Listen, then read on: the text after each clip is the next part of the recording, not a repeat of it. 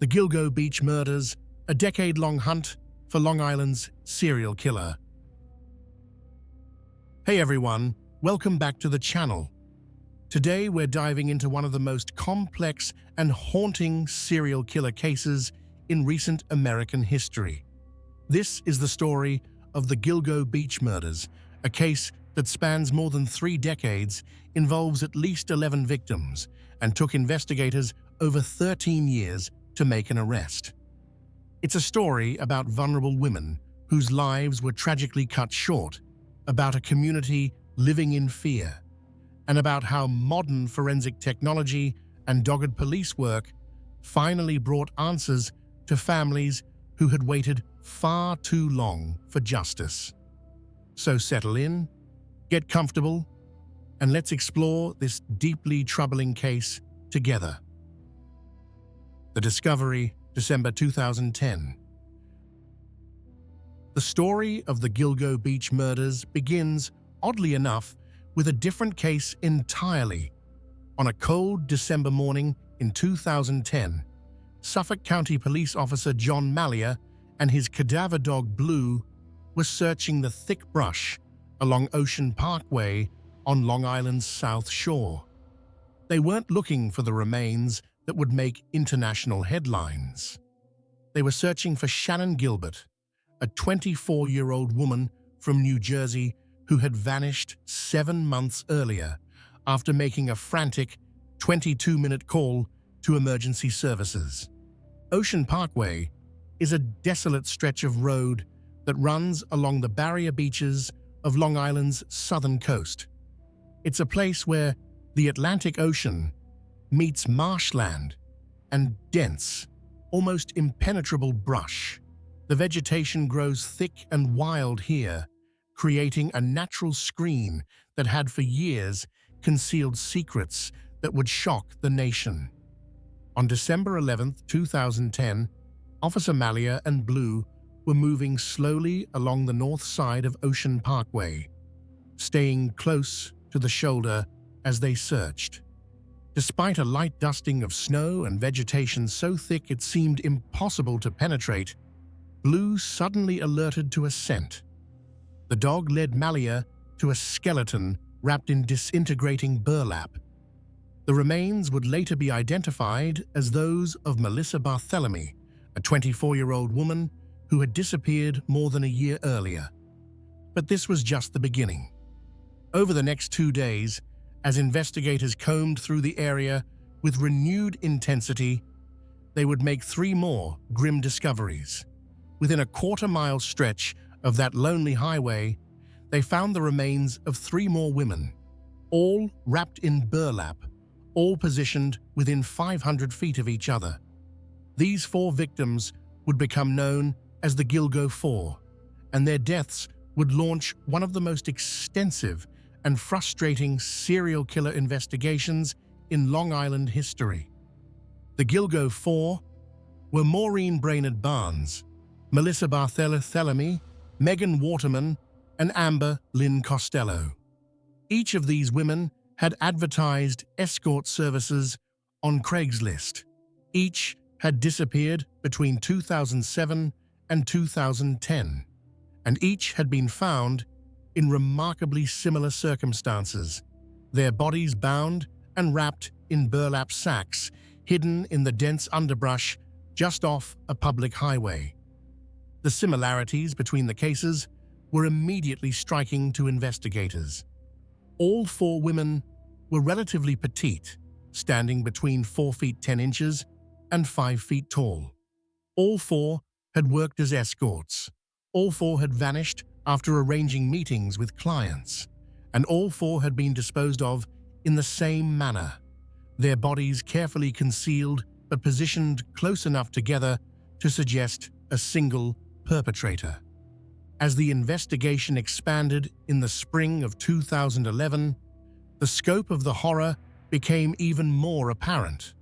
Between March and April of that year, investigators discovered 6 additional sets of remains along Ocean Parkway and in nearby areas. These discoveries included partial remains of women whose bodies had been found years earlier in other locations, an unidentified Asian male dressed in women's clothing, and the remains of a female toddler who would later be connected through DNA to one of the adult victims. In total, the remains of 11 people would be found in the area. Some had been there for more than a decade. Some appeared to be the victims of the same killer responsible for the Gilgo Four. Others seemed to represent different cases entirely, suggesting the possibility that this remote stretch of Long Island had been used as a dumping ground by multiple killers over many years. The question that haunted investigators and the public alike was simple but terrifying. Who was responsible for these murders? And more urgently, were they still active? For more than a decade, those questions would remain unanswered. The case would become one of the most high-profile, unsolved serial killer investigations in the country, spawning documentaries, books, and endless speculation. Families of the victims would wait years for answers, their grief compounded by the frustration of watching leads go cold and years pass without an arrest. Then, in July of 2023, everything changed. Police arrested Rex Heuermann, a 59-year-old architect from Massapequa Park, Long Island, charging him with the murders of 3 of the Gilgo Four. The arrest would shock Heuermann's neighbors, who knew him as a quiet, if somewhat odd, family man. It would bring a measure of closure to families who had waited more than a decade for justice, and it would reveal the story of an investigation that had combined old-fashioned police work with cutting-edge forensic technology to finally identify a suspect. But even with Heuermann's arrest, questions remain. He has been charged with 7 murders as of December 2024, but investigators believe he may be responsible for more. The full story of what happened along that desolate stretch of Ocean Parkway may never be completely known. This is the story of the Gilgo Beach murders. It's a story about the victims whose lives were tragically cut short, about the investigators who refused to give up even when leads went cold, and about how modern forensic science helped solve a case that had seemed unsolvable for more than 13 years. The Gilgo Four, lives cut short. To understand the Gilgo Beach case, we need to understand who these women were. They weren't just statistics or case files, they were daughters, sisters, mothers, and friends. Each had dreams and struggles, each had people who loved them, and each deserved so much better than the fate that befell them. Maureen Brainard-Barnes, the first victim. Maureen Brainard-Barnes was 25 years old when she disappeared on July 9, 2007. She was a mother of 2 young children and lived in Norwich, Connecticut.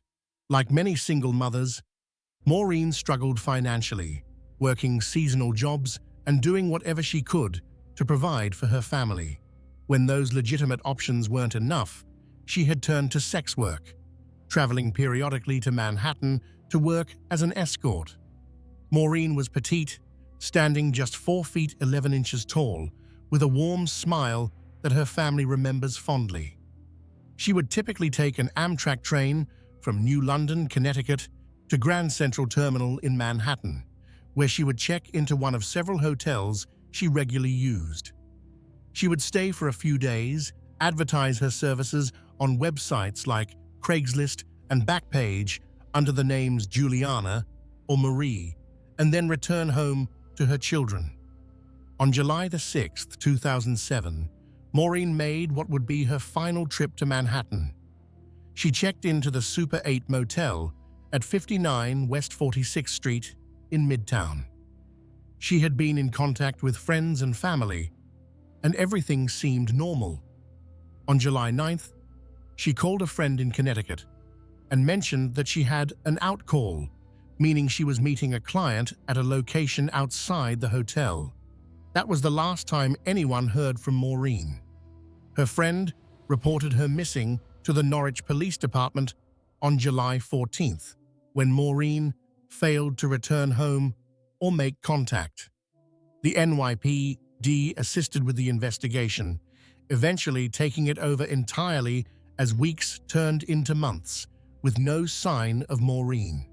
Her remains would be found on December 13th, 2010, more than 3 years after her disappearance, making her the first of the Gilgo Four to vanish, but one of the last to be discovered. She was found on the north side of Ocean Parkway, wrapped in burlap, positioned among the 3 other victims whose discoveries would follow within hours. Maureen left behind 2 children and family members who would spend years searching for answers about what happened. When Rex Heuermann was finally arrested in July 2023, her family was among those who publicly expressed both relief that an arrest had been made and continued grief over a loss that could never be undone. Maureen's daughter, Maureen Brainard-Barnes, was only 7 years old when her mother disappeared. Years later, she would speak publicly about how her mother's murder changed the trajectory of her entire life, robbing her of the chance to know who her mother would have become and depriving her of the normal childhood she deserved. Melissa Barthelemy, taunting phone calls. Melissa Barthelemy was 24 years old when she vanished on July 12, 2009. She lived in a basement apartment on Underhill Avenue in the Bronx, New York, and like the other victims, she worked as an escort, advertising her services on websites including Adult Friend Finder. At 4 feet 10 inches tall, Melissa was petite and vulnerable looking, though friends described her as having a strong personality and determination. She had moved to New York City from Buffalo with dreams of making a better life for herself. When those dreams proved harder to realize than she'd hoped, she turned to sex work to make ends meet. The night of July 12, 2009, Melissa told a friend she was going to meet a client on Long Island and would return the next morning. Cell phone records would later show that she traveled from the Bronx to Manhattan, most likely by taxi, before heading east toward Long Island. After that night, she was never seen again. Her mother reported her missing on July 18th, but what happened next would add an especially cruel dimension to the case. About a week after Melissa disappeared, her younger sister, then just 15 years old, began receiving phone calls from someone using Melissa's cell phone. The caller, a man, taunted the teenage girl, making crude sexual comments and boasting that he had killed Melissa. These calls would come in a total of 7 times between July and August 2009. The caller would ask the teenager if she was a prostitute like her sister, make obscene sexual remarks, and laugh at the family's anguish. Police were able to trace some of these calls, determining that they were made from areas near Times Square and Madison Square Garden in Manhattan, as well as from Massapequa, Long Island, the area where Rex Heuermann lived. The phone calls stopped after approximately a month, but the psychological damage to Melissa's family was immense. Her little sister had to live with the knowledge that the man who had killed her sibling had taken pleasure in tormenting her, had derived some sick satisfaction from hearing the fear and grief in her voice. Melissa's remains were found on December 11, 2010, the first of the Gilgo Four to be discovered. She had been dead for more than a year, her body wrapped in burlap and hidden in the thick brush along Ocean Parkway, within sight of the highway, but concealed well enough that dozens of cars had likely passed by every day without anyone noticing what lay just feet away. The phone calls to Melissa's sister would become a crucial piece of evidence in the eventual case against Rex Heuermann. Family members who heard recordings of the calls later reported believing they recognized Heuermann's voice in a YouTube interview that surfaced after his arrest, though voice identification has not been forensically confirmed in court.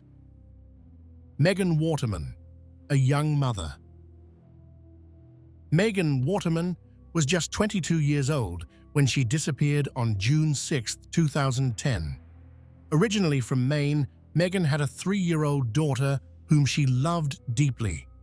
Friends and family said that despite her struggles, Megan was devoted to her child and would call regularly to check in, even when she was away working. Like the other victims, Megan worked as an escort, advertising on the same websites and platforms the others had used.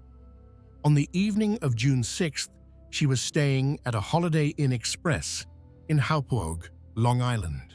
Surveillance video would later show her leaving the hotel, presumably to meet a client. She was never seen alive again.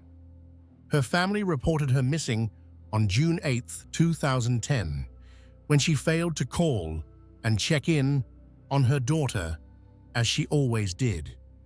Her family knew immediately that something was terribly wrong.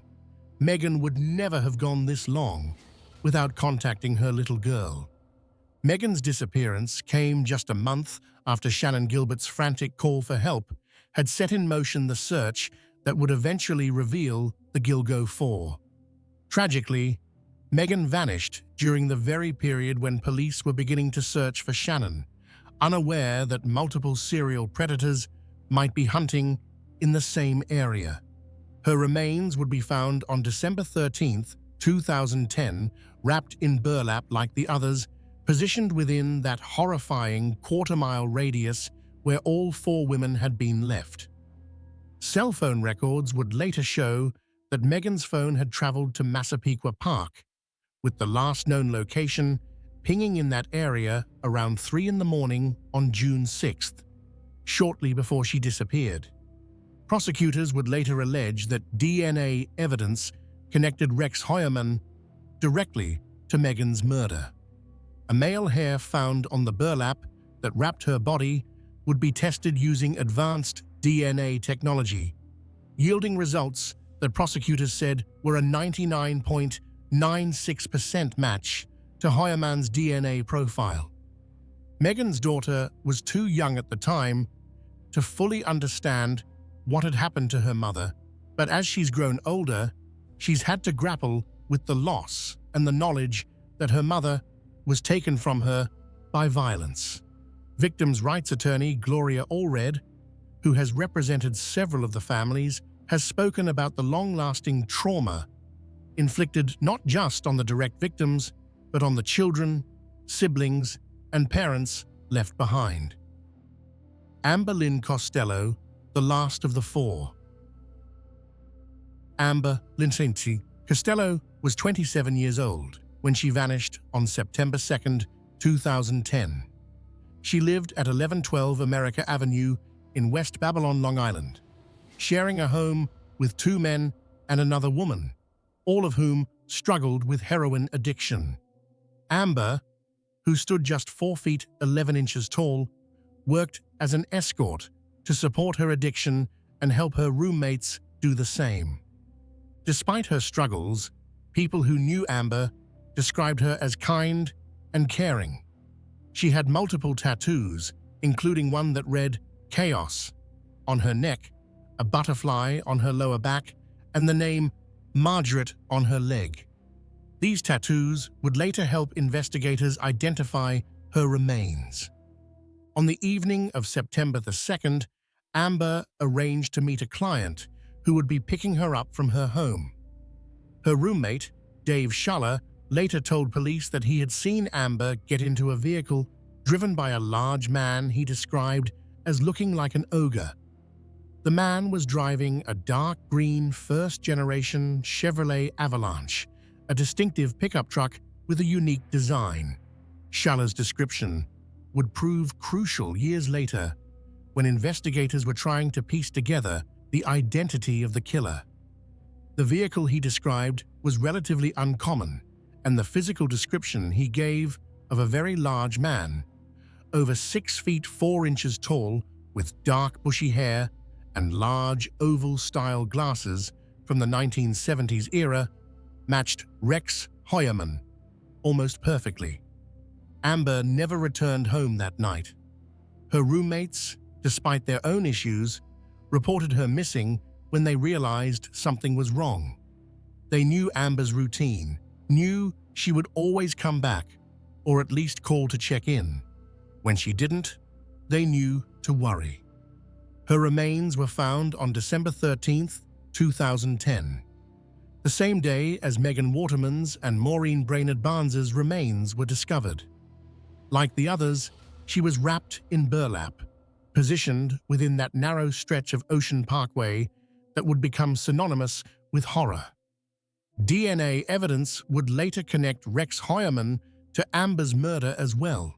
Hairs recovered from her body would be tested and compared to DNA samples obtained from Heuermann's family members, yielding matches that prosecutors argued could only be explained by Heuermann's direct contact with the victims. All 4 of these women shared striking similarities. They were all petite, all in their 20s, all worked as escorts, all advertised online, and all had contacted their killer through those advertisements. They all vanished while meeting clients in the Long Island area, and they were all found in the same manner, their bodies bound and wrapped in burlap, hidden but not so well hidden that they couldn't eventually be found. The question that hung over the investigation for years was, who had done this? Who had targeted these women specifically, and why? Beyond the Gilgo Four, the other victims. While the Gilgo Four captured the most attention, they weren't the only victims whose remains were found along Ocean Parkway and in nearby areas during the expanded search. Between March and April of 2011, as police continued searching for Shannan Gilbert, they made a series of additional discoveries that both complicated the investigation and suggested the possibility that multiple killers might have been operating in the area. Jessica Taylor, a body in 2 places. Jessica Taylor was 20 years old and living in Manhattan when she disappeared on July 21, 2003. She worked as an escort in New York City, advertising her services online like many of the other victims. Her disappearance initially generated little attention, one more missing person in a city where people vanished with disturbing regularity. On July 26, 2003, just 5 days after her disappearance, a hunter's dog discovered her remains in a wooded area in Manorville, Long Island, approximately 45 miles east of Gilgo Beach.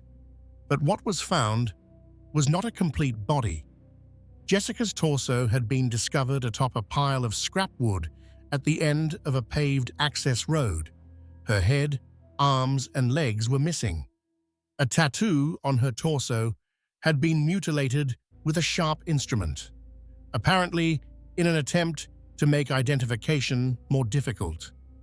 Plastic sheeting was found underneath the torso, and the dismemberment showed signs of being done with skill, suggesting the killer had some knowledge of anatomy, or at least had planned the disposal carefully. The mutilation of the tattoo was particularly chilling, suggesting a killer who was thinking ahead about how investigators might identify the victim. For years, Jessica Taylor remained a mystery, a partial Jane Doe whose identity wasn't confirmed until later. Then, on March 29, 2011, during the expanded search for Shannan Gilbert, investigators made a startling discovery. They found additional remains along Ocean Parkway, about 3 miles east of where the Gilgo Four had been found. These remains included a skull, forearm, and hands. DNA testing would confirm that these remains also belonged to Jessica Taylor. The discovery meant that Jessica's killer had disposed of different parts of her body in two different locations, both in the Manhunt area and along Ocean Parkway, separated by dozens of miles and kept separated for years. This pattern of disposal suggested a killer who was familiar with both areas, who had the means to travel between them, and who had the composure to carefully plan where different parts of a victim's body would be hidden. In June 2024, more than 20 years after her murder, Rex Heuermann was charged with Jessica Taylor's death. Prosecutors presented DNA evidence linking him to the crime, including a hair found on a drape underneath her torso that matched Heuermann's genetic profile. They also revealed that searches on Heuermann's computer included content about bondage and dismemberment that, they argued, was consistent with the manner in which Jessica's body had been found. Valerie Mack, another dismemberment. Valerie Mack, who sometimes used the alias Melissa Taylor, was 24 years old when she disappeared in 2000. She had been working as an escort in Philadelphia when she vanished, leaving behind a young son and family who had no idea what had happened to her. In September 2000, hunters with a dog discovered partial human remains in a wooded area of Manhunt, in the same general area where Jessica Taylor's torso would be found 3 years later. The remains were wrapped in garbage bags and secured with duct tape. Like Jessica Taylor's remains, what was found was not a complete body. Valerie's head, hands, and right foot were missing, apparently removed to make identification more difficult. For 20 years, these remains remained unidentified. The case grew cold, and Valerie Mack became another Jane Doe, another number in an overburdened missing person system that struggles to identify and solve cases involving society's most vulnerable members. Then, in April 2011, during that same expanded search that had revealed Jessica Taylor's additional remains, investigators found more human remains east of Gilgo Beach. These included a skull, hands, and right foot. DNA testing would eventually confirm that these remains also belonged to Valerie Mack, the woman whose partial body had been found more than a decade earlier in Manhunt. It took until May 2020, another 9 years, for investigators to finally identify Valerie Mack. They accomplished this by using genetic genealogy, a relatively new forensic technique that compares DNA from unidentified remains to DNA uploaded to genealogy databases by people researching their family trees. Through this method, investigators were able to develop a family tree and eventually identify Valerie Mack, finally giving a name to a woman who had been missing for 2 decades. In December 2024, Rex Heuermann was charged with Valerie Mack's murder. The evidence against him included DNA found on her remains that matched members of his family, as well as similarities in the method of dismemberment and disposal that connected her case to Jessica Taylor's. The similarities between how Jessica Taylor and Valerie Mack were killed and disposed of are striking. Both were dismembered, with their heads, hands, and feet removed. Both had their torsos initially found in Manhunt. Both had additional remains discovered years later along Ocean Parkway. Both appeared to have been killed by someone who wanted to make identification difficult, but who couldn't completely conceal what they had done. Sandra Costilla, the earliest known victim. On November 20th, 1993, 2 hunters discovered the body of Sandra Costilla in a wooded area near North Sea, a hamlet in Southampton on the eastern end of Long Island. Sandra was 28 years old at the time of her death and had been living in New York City. Unlike the other victims, Sandra's body was found relatively intact and relatively soon after her disappearance. She had last been seen on November 19, 1993, just one day before her body was discovered. But despite the quick discovery, her case went cold. No arrests were made, and over the years, investigators believed she might have been killed by a different serial killer named John Bittrolff, who was convicted in 2017 of murdering 2 other women on Long Island. For decades, Sandra Costilla's murder seemed to be a separate case, unrelated to the Gilgo Beach killings. Then, in June 2024, everything changed. Using advanced DNA testing, investigators re-examined evidence from Sandra's case and determined that hair found at the crime scene matched Rex Heuermann's DNA profile. The discovery was stunning. It meant that if Heuermann was indeed Sandra's killer, he had been hunting for more than 3 decades, far longer than anyone had previously suspected. It pushed the timeline of the Gilgo Beach case back to the early 1990s, suggesting that Heuermann had been perfecting his methods, learning how to hunt and kill for years before the murders that would eventually lead to his arrest. Prosecutors revealed that Sandra had been found with a tattoo that had been mutilated, similar to what had been done to Jessica Taylor. They also noted that DNA evidence and the method of killing connected her case to the other murders Heuermann was charged with. Karen Vergata, identified after decades. Karen Vergata was 34 years old when she disappeared in February 1996. She had been living in New York City and was involved in sex work. On April 20, 1996, partial skeletal remains were discovered on Fire Island, another Barrier Beach location off Long Island's South Shore. For years, these remains were known only as Jane Doe No. 7 or Fire Island Jane Doe. Despite investigators' best efforts, they couldn't identify who these remains belonged to. The case grew cold, and Karen Vergata's family didn't know what had happened to her. Then, on April 11, 2011, during the expanded search for Shannon Gilbert, additional remains were found at Tobay Beach in Nassau County. These remains would eventually be connected through DNA to the Fire Island Jane Doe, but it still took until August 2023 for investigators to finally identify the remains as belonging to Karen Vergata. The identification was made possible through genetic genealogy, the same technique used to identify Valerie Mack.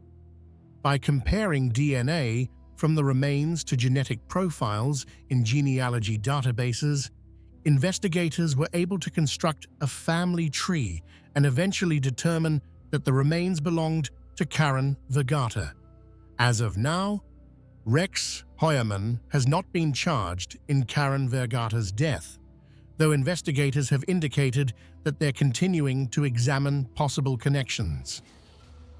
Peaches and her child, a heartbreaking connection. One of the most heartbreaking discoveries made during the investigation involved the partial remains of a woman who became known as Peaches due to a distinctive tattoo of a peach found on her body. Her remains were first discovered on June 28, 1997, stuffed inside a plastic container at Hempstead Lake State Park in Nassau County. For years, Peaches remained unidentified, another Jane Doe in a system overwhelmed with cases. Then, during the April 2011 search, investigators made a disturbing discovery. Among the remains found along Ocean Parkway was the skeleton of a female toddler, estimated to be between 16 and 24 months old. DNA testing would eventually prove that this child was Peach's daughter, that this little girl had been killed and disposed of near where additional remains belonging to her mother would be found. The discovery was particularly tragic because it suggested that the killer hadn't stopped at murdering Peaches, but had also taken the life of her innocent child, a toddler who had done nothing wrong, but had the misfortune of being connected to a woman who became a killer's target. In April 2025, investigators finally announced they had identified Peaches and her child. Using advanced forensic genealogy techniques, they determined that the remains belonged to Tanya Denise Jackson and her 2-year-old daughter, Tatiana Marie Dykes. The announcement brought answers to a family that had been searching for Tanya for nearly 3 decades, but those answers came with the unbearable knowledge that both Tanya and her baby had been murdered. As of now, no one has been charged in the murders of Tanya Jackson and Tatiana Dykes, though the investigation continues. The Asian male, an unidentified mystery. Among the remains discovered in April 2011 was the skeleton of an Asian male dressed in women's clothing. This victim has never been identified, and very little is known about who they were or how they came to be in that desolate stretch of Long Island. Updated forensic sketches released in September 2024 showed both male and female presenting versions of how this person might have appeared, recognizing that they might have been transgender or gender non-conforming.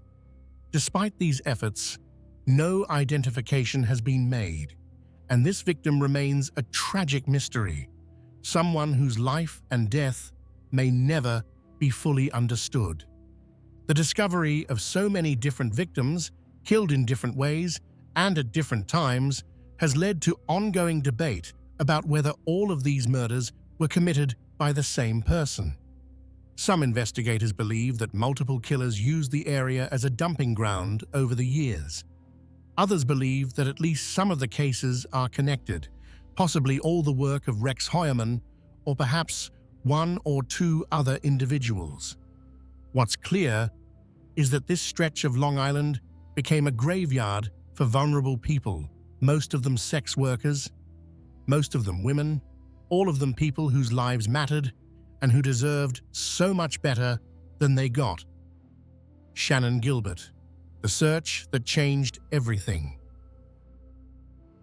To truly understand the Gilgo Beach case, we have to talk about Shannan Gilbert, because without her disappearance and the desperate search that followed, the Gilgo Four and the other victims might never have been found. Shannan's case is controversial, tragic, and deeply sad, and it raises questions about how society treats vulnerable women and whether justice truly exists for everyone. Shannan Gilbert was 24 years old in May 2010.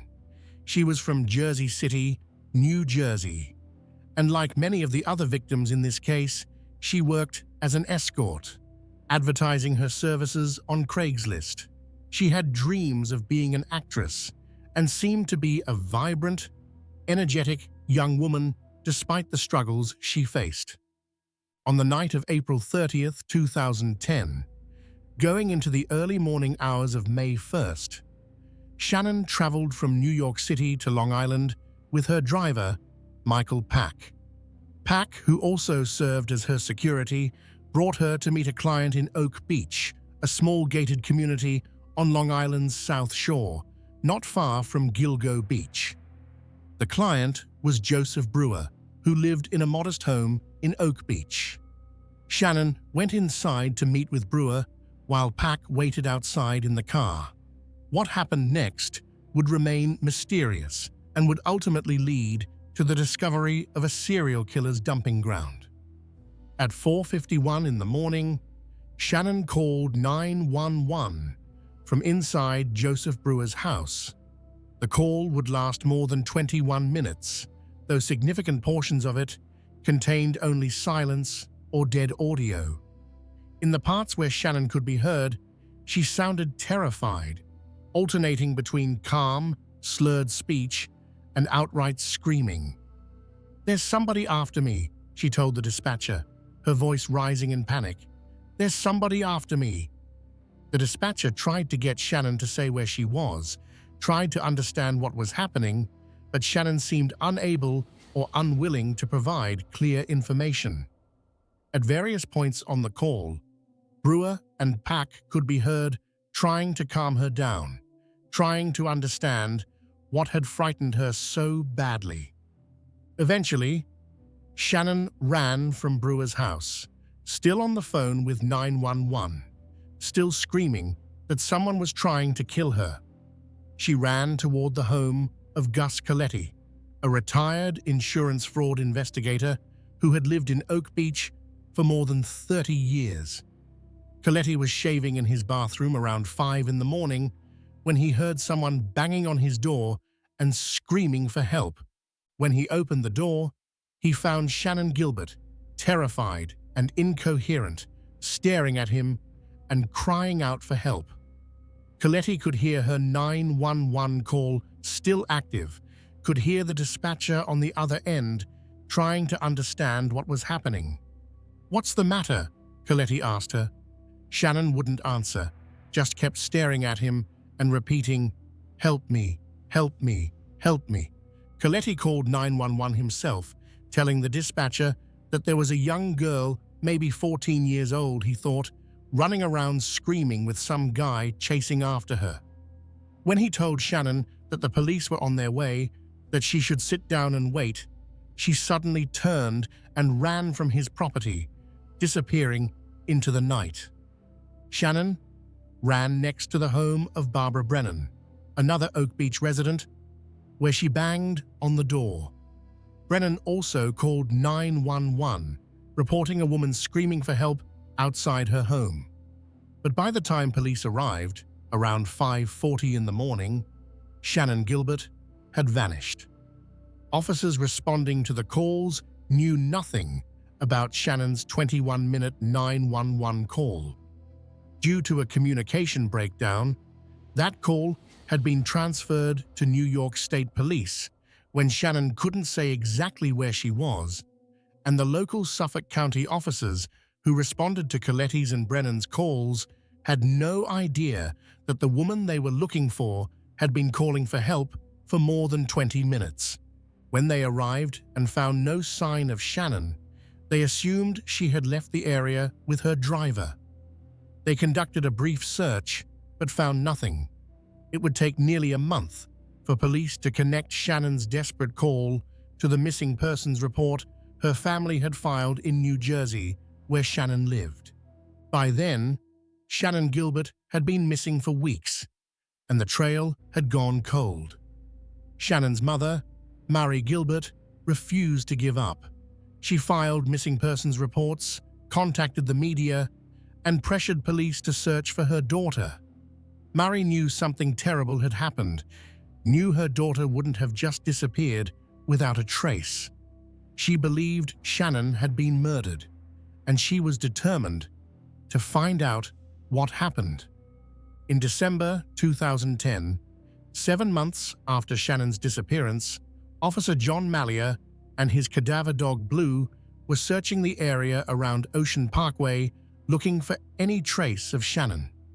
Instead, they found Melissa Barthelemy, the first of the Gilgo Four. Over the next few days, they found 3 more bodies, all of them women who had disappeared years earlier. None of them Shannon Gilbert.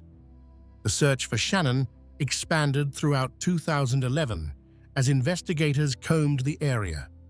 In December 2011, 19 months after her disappearance, Shannon's personal belongings were finally found in a marshy area near Oak Beach.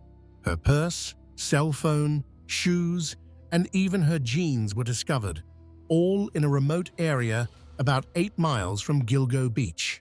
A week later, on December 13, 2011, Shannon's skeletal remains were found about a quarter mile from where her belongings had been discovered. She was in a marshy wetland where reeds grew 12 feet high, in an area so thick and impenetrable that it would be easy to get disoriented and lost. But here's where Shannon's case becomes controversial. The medical examiner who conducted the autopsy couldn't determine a definitive cause of death. The remains were too decomposed, the environmental conditions too harsh. The official determination was that Shannon's death was undetermined, though investigators leaned toward believing she had died accidentally, possibly from drowning or exposure after becoming disoriented and lost in the marsh. Shannon's family hired their own pathologist to conduct a second autopsy. This pathologist found evidence, though not conclusive proof, that was consistent with strangulation. The hyoid bone in Shannon's throat showed signs that the pathologist believed could indicate homicidal strangulation, though he acknowledged that the evidence was insufficient to say definitively what had happened. The question of whether Shannon Gilbert was murdered or died accidentally continues to divide investigators and the public. Police have consistently said they don't believe Shannon's death is connected to the Gilgo Beach serial killer, that the timing and circumstances suggest she died in a tragic accident rather than at the hands of a murderer. But many people, including Shannon's family and their attorney, John Ray, believe she was murdered. They point to the terror in her voice during that 21-minute 911 call, to the fact that she was clearly fleeing from something or someone, to the involvement of a local doctor named Peter Hackett, who called Shannon's mother shortly after her disappearance. Dr. Hackett, a former Oak Beach resident, called Mari Gilbert 2 days after Shannon disappeared and told her he had seen Shannon, that she had come to his house, and that he had given her medication before she ran away. Hackett later denied making this call, then admitted he had called, but claimed he was simply trying to be helpful to the community, not that he had actually seen Shannon. The inconsistencies in his story have led to ongoing suspicion about his possible involvement. In any case, what's undeniable is that Shannon Gilbert's disappearance and the search for her body led directly to the discovery of the Gilgo Four and the other victims. Without Shannon's case, those women might still be lying in the brush along Ocean Parkway, unknown and unmourned. In that sense, Shannon Gilbert, whether she was a victim of the serial killer or died in a tragic accident, is inextricably linked to one of the most important serial killer investigations in American history. Tragically, Mari Gilbert, Shannon's mother, who fought so hard for justice for her daughter, would never see the arrest of Rex Heuermann. In July 2016, Mari was murdered by her daughter Sarah, Shannon's sister, who was suffering from severe mental illness. Sarah was convicted of murder and sentenced to 25 years to life in prison. The Gilbert family's story is one of unimaginable tragedy, layered upon tragedy, of a family torn apart by violence, mental illness, and a system that too often fails to protect the most vulnerable among us. The investigation. Years of frustration. After the discovery of the Gilgo Four in December 2010, investigators knew they were dealing with a serial killer. The similarities between the cases were too obvious to ignore. But knowing you're dealing with a serial killer and actually catching that killer are two very different things. And for more than a decade, the investigation would be marked by frustration, dead ends, and growing questions about whether the case would ever be solved. From the beginning, investigators had some promising leads. They had the eyewitness descriptions from Amber Costello's roommate, Dave Schaller, who had seen the large man driving the Chevrolet Avalanche, who picked up Amber the night she vanished. They had cell phone data showing where the victims had been before they disappeared. They had the disturbing phone calls made to Melissa Barthelemy's sister, calls that suggested the killer was watching the family's anguish with satisfaction. They knew the killer was likely a white male in his mid-20s to mid-40s based on witness descriptions and profiler analysis. They knew he was familiar with the South Shore of Long Island, comfortable enough with the area to know where to dispose of bodies without being seen. They knew he had access to burner phones, which he used to contact the victims and later to taunt Melissa's family. They knew he used burlap sacks to wrap the bodies, suggesting he had access to these materials, possibly through work in construction or landscaping. What they didn't know was his name, and without that crucial piece of information, the case stalled. Part of the problem was jurisdictional complexity. The bodies were found in Suffolk County, but the victims had gone missing from multiple jurisdictions. Some lived in Connecticut, others in New Jersey or the Bronx.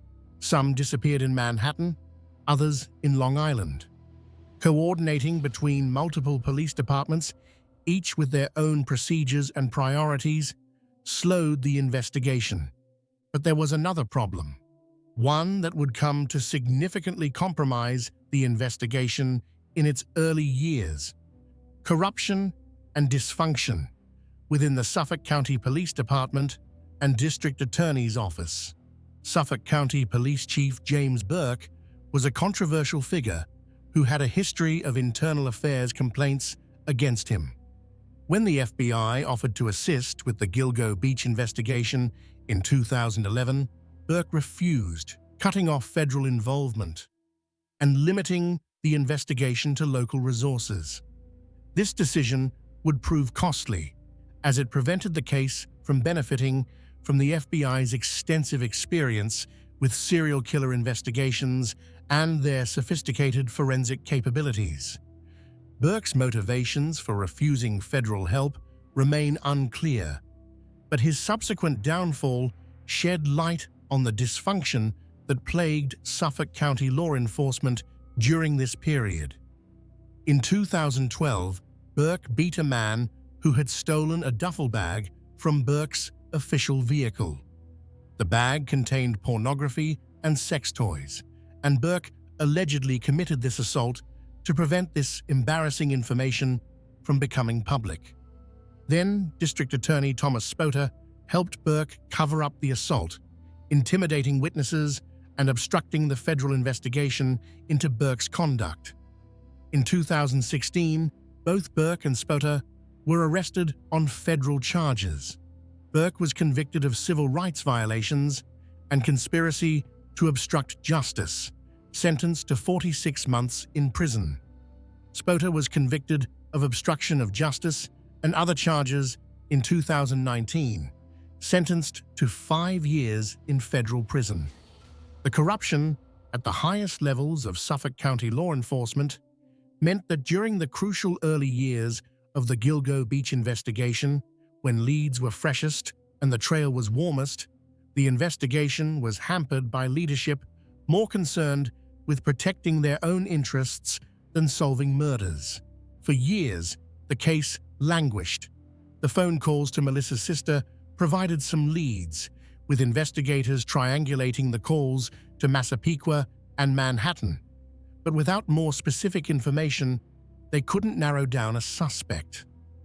The description of the man in the Chevrolet Avalanche was helpful, but there were likely hundreds or thousands of men on Long Island who fit that general description and owned that type of vehicle. DNA evidence from hairs found on the victims offered hope, but the hairs were degraded from years of exposure to the elements. Traditional DNA testing couldn't extract enough genetic information to build a complete profile. The case seemed stuck, with investigators following leads that went nowhere and families watching year after year pass without answers. By the late 20-teens, the Gilgo Beach case had become one of the most notorious unsolved serial killer investigations in the country. It had been featured on numerous true crime shows, spawned books and documentaries, and become a source of ongoing fear and fascination for Long Island residents and true crime enthusiasts nationwide. Then, in January 2022, everything began to change. The task force, a fresh look at old evidence. In January 2022, the Suffolk County District Attorney's Office, now under new leadership with DA Raymond Tierney, formed the Gilgo Homicide Investigation Task Force. This wasn't just another investigative committee, it was a comprehensive, multi-agency effort that brought together investigators from the Suffolk County Police Department, the Suffolk County Sheriff's Office, New York State Police, and the FBI. The task force was given a clear mandate: conduct a comprehensive review of every piece of evidence in the Gilgo Beach case. Start from scratch. Look at everything with fresh eyes. Use new technology where possible. And don't give up until there's nothing left to try. The timing was right for such an effort. DNA technology had advanced significantly since 2010. Techniques that hadn't existed or weren't widely available when the bodies were first discovered could now extract genetic information from degraded samples that previous technology couldn't analyze. Forensic genealogy, which had only recently been used to catch the Golden State Killer in 2018, offered a new tool for identifying both victims and potential suspects. The task force began by re-examining physical evidence that had been preserved for more than a decade. They looked at the hairs found on the victims' bodies, at the burlap used to wrap them, at the tape and belts used to bind them. They reviewed cell phone records, witness statements, and every tip that had come in over the years. In March 2022, just 2 months after the task force was formed, investigators made a crucial breakthrough. They discovered that a first-generation Chevrolet Avalanche had been registered to a man named Rex Heuermann at the time when Amber Costello was killed in September 2010. This was the vehicle that Dave Schaller had described seeing the night Amber disappeared. This was the distinctive pickup truck with the unusual design that had been mentioned in witness reports. And this vehicle was registered to a man who lived in Massapequa Park, Long Island, the same area where cell phone calls to Melissa Barthelmy's sister had originated. Suddenly, the investigation had a name: Rex Andrew Heuermann. Investigators began building a comprehensive profile of Heuermann. They discovered he was an architect who owned his own firm, RH Consultants and Associates, based in Manhattan. He had clients that included major corporations like Target and American Airlines. He lived in a modest house in Massapequa Park with his wife and 2 children. He had lived on Long Island his entire life, was familiar with all the areas where bodies had been found, and fit the physical description witnesses had provided. He was also 6 feet 4 inches tall, wore large glasses, had dark bushy hair, and drove a vehicle that matched the one seen picking up Amber Costello the night she disappeared. The task force began surveillance of Heuermann. They followed him to work in Manhattan, watched his movements, and looked for opportunities to obtain what law enforcement calls abandonment DNA, genetic material that someone discards in a public place that can be collected without a warrant. They tracked his digital life as well, obtaining warrants for his email accounts, his internet searches, and his phone records. What they found was deeply disturbing. Heuermann had been using burner phones and anonymous email accounts registered under fake names. He had been conducting searches about the Gilgo Beach investigation, looking up information about the victims and their families, searching for updates on the police investigation. Between March 2022 and June 2023, a 14-month period, Heuermann conducted more than 200 Google searches about the Gilgo investigation. He searched for photos of the victims. He searched for information about serial killers and how police catch them. He searched for news about the task force that had been formed to catch him. He also searched for torture pornography, violent sexual content, and material about bondage and dismemberment. Prosecutors would later argue that this material was consistent with how the victims had been found, particularly in the cases of Jessica Taylor and Valerie Mack, whose bodies had been dismembered. But the most important breakthrough came in January 2023. On January 26th, investigators following Heuermann in Manhattan watched as he purchased a slice of pizza and ate it on the street before throwing the box into a trash can. A detective immediately retrieved the box, and crime lab specialists carefully swabbed the pizza crust for DNA. This was the abandonment DNA they had been hoping for, genetic material that Heuermann had discarded in a public place, which could be legally collected and tested without a warrant. The swabs were sent to the lab for processing, and in April 2023, a preserved hair sample from Megan Waterman's body was also sent for comparison. On June 12, 2023, the lab results came back. The DNA from the pizza crust matched the DNA from the male hair found on Megan Waterman's body with a 99.96% probability. Only 0.04% of the North American population wouldn't be excluded as a match. The breakthrough was stunning. After 13 years of frustration, after countless dead ends and false leads, investigators finally had physical evidence directly linking a suspect to one of the victims. But they weren't done. In July 2022, investigators had collected bottles that Heuermann's wife and daughter had thrown away. DNA testing on those bottles revealed that female hairs found on Megan Waterman and Amber Costello matched the genetic profiles of Heuermann's wife and daughter. The hairs couldn't have come from those women directly, as they were out of town when the murders occurred. Instead, prosecutors argued the hairs had been transferred from Heuermann's clothing after contact with his family members. Cell phone records provided additional evidence. The task force analyzed records from burner phones that had been used to contact the victims. They compared the locations where those burner phones had been to the locations of Heuermann's personal cell phone at the same times. The phones traveled together from Massapequa to Manhattan and back, following the same routes at the same times. Investigators found that they couldn't identify a single instance where Heuermann's personal phone was in a different location from the burner phones when calls were being made. The correlation was too perfect to be coincidental. They also looked at Heuermann's family travel records. They discovered that his wife and children were out of town, away from New York entirely during each of the times when the Gilgo Four were killed. Maureen Brainard-Barnes disappeared in July 2007 while Heuermann's family was away.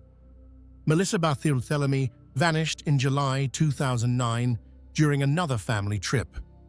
Megan Waterman and Amber Costello disappeared in June and September 2010, both times when Heuermann's wife and children were traveling without him. The pattern was clear. When Heuermann's family was away, he hunted. By July 2023, the task force had built what they believed was an overwhelming case against Rex Heuermann. They had DNA evidence, they had cell phone records, they had vehicle registration documents, they had witness descriptions, they had internet search history, they had the pattern of his family's travel, matching the times of the murders. On July the 13th, 2023, they were ready to act. The arrest. A demon in plain sight.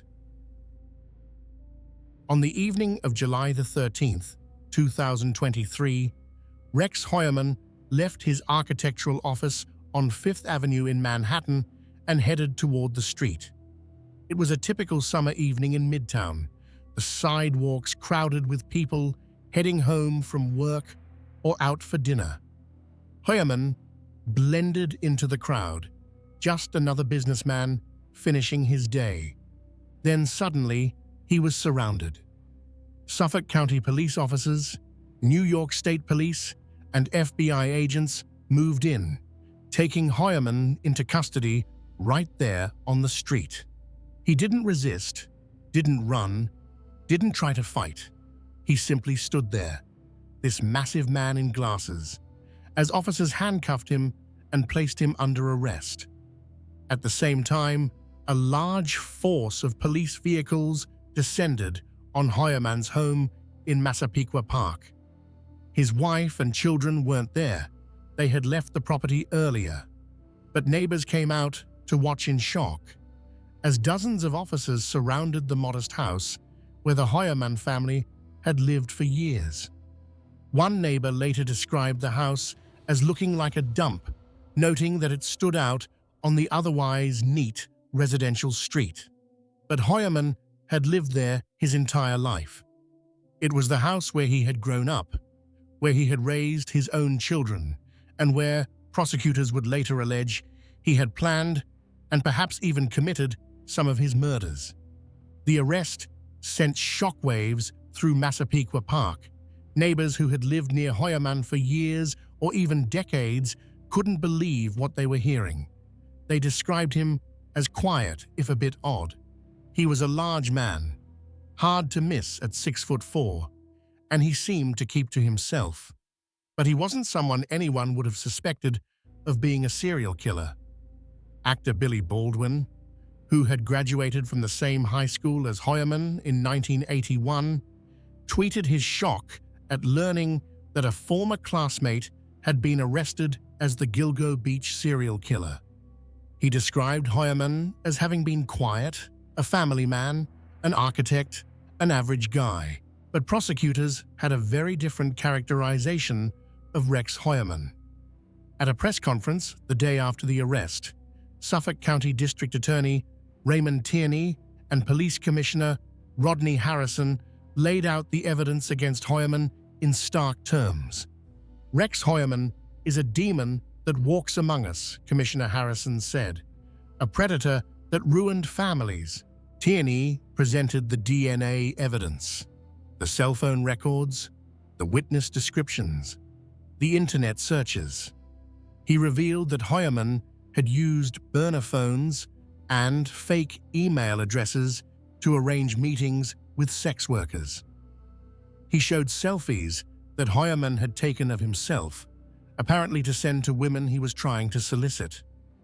He disclosed the disturbing searches Heuermann had conducted, looking for information about the investigation, about serial killers, about the specific victims and their families. He revealed that searches on Heuermann's devices included torture pornography and content about dismemberment. These young women went missing between July 2007 and September 2010, Tierney said. They were found in December 2010 by the Suffolk County Police Department, and then there was nothing. For more than a decade, there was nothing. But now, finally, there was something. Heuermann was charged with 3 counts of first-degree murder and 3 counts of second-degree murder in the deaths of Melissa Barthelemy, Megan Waterman, and Amber Costello. He was also named as the prime suspect in the death of Maureen Brainard-Barnes, with prosecutors saying they had substantial evidence of his involvement but were continuing to build that case. On July 14, 2023, Heuermann appeared in court for his arraignment. His attorney, Michael Brown, entered a plea of not guilty on his behalf. Brown told reporters that Heuermann had told him, "I didn't do this," and that they would fight the charges. Heuermann was ordered held without bail. The judge cited the serious nature of the charges, the strength of the evidence, and the risk that Heuermann might flee as reasons for denying bail. Family members of the victims attended the hearing. Some cried, others sat stoically, but all of them seemed to be processing a complex mixture of relief, grief, and continued pain. After more than a decade of waiting, there was finally an arrest. But no arrest could bring back their loved ones, could erase the years of suffering and unanswered questions. Gloria Allred, the prominent victims' rights attorney who represented several of the families, spoke to the media after the hearing. She said it was long overdue to provide justice for vulnerable women who are missing and murdered, that these women's lives mattered, that their deaths demanded accountability. In the days following the arrest, police spent nearly 2 weeks searching Heuermann's home. They used heavy equipment to dig up the backyard. They removed items from the basement, including guns that Heuermann owned. They photographed every room, documented every piece of potential evidence. Investigators were looking for anything that might connect Heuermann to the murders or to other potential victims. They were looking for trophies that serial killers sometimes keep, items belonging to their victims that serve as reminders of their crimes. They were looking for evidence of planning, for documents or notes that might reveal Heuermann's mindset. What they found was even more disturbing than they expected. They discovered what prosecutors described as a planning document, a Microsoft Word file that appeared to be a guide for how to hunt, kill, and dispose of victims without getting caught. The document, created in 2000 and modified as recently as 2002, included sections labeled Supplies, Problems, and Post-Event. Under Problems, DNA was listed as the top concern. The document discussed ways to avoid leaving genetic evidence at crime scenes. Under Supplies, the document listed items like rope, cutting tools, and materials needed for body disposal. Under Post-Event, the document appeared to outline steps for avoiding apprehension after a murder, including having a cover story ready and cleaning up potential evidence. The existence of this document suggested that Heuermann hadn't just committed these murders impulsively. He had planned them meticulously, thought through every detail, tried to anticipate every way he might get caught and how to prevent it. Prosecutors also revealed that they had found a significant collection of violent pornography on Heuermann's devices, including images depicting bondage, torture, and violence against women. Some of this material, they argued, was consistent with how the victims had been found.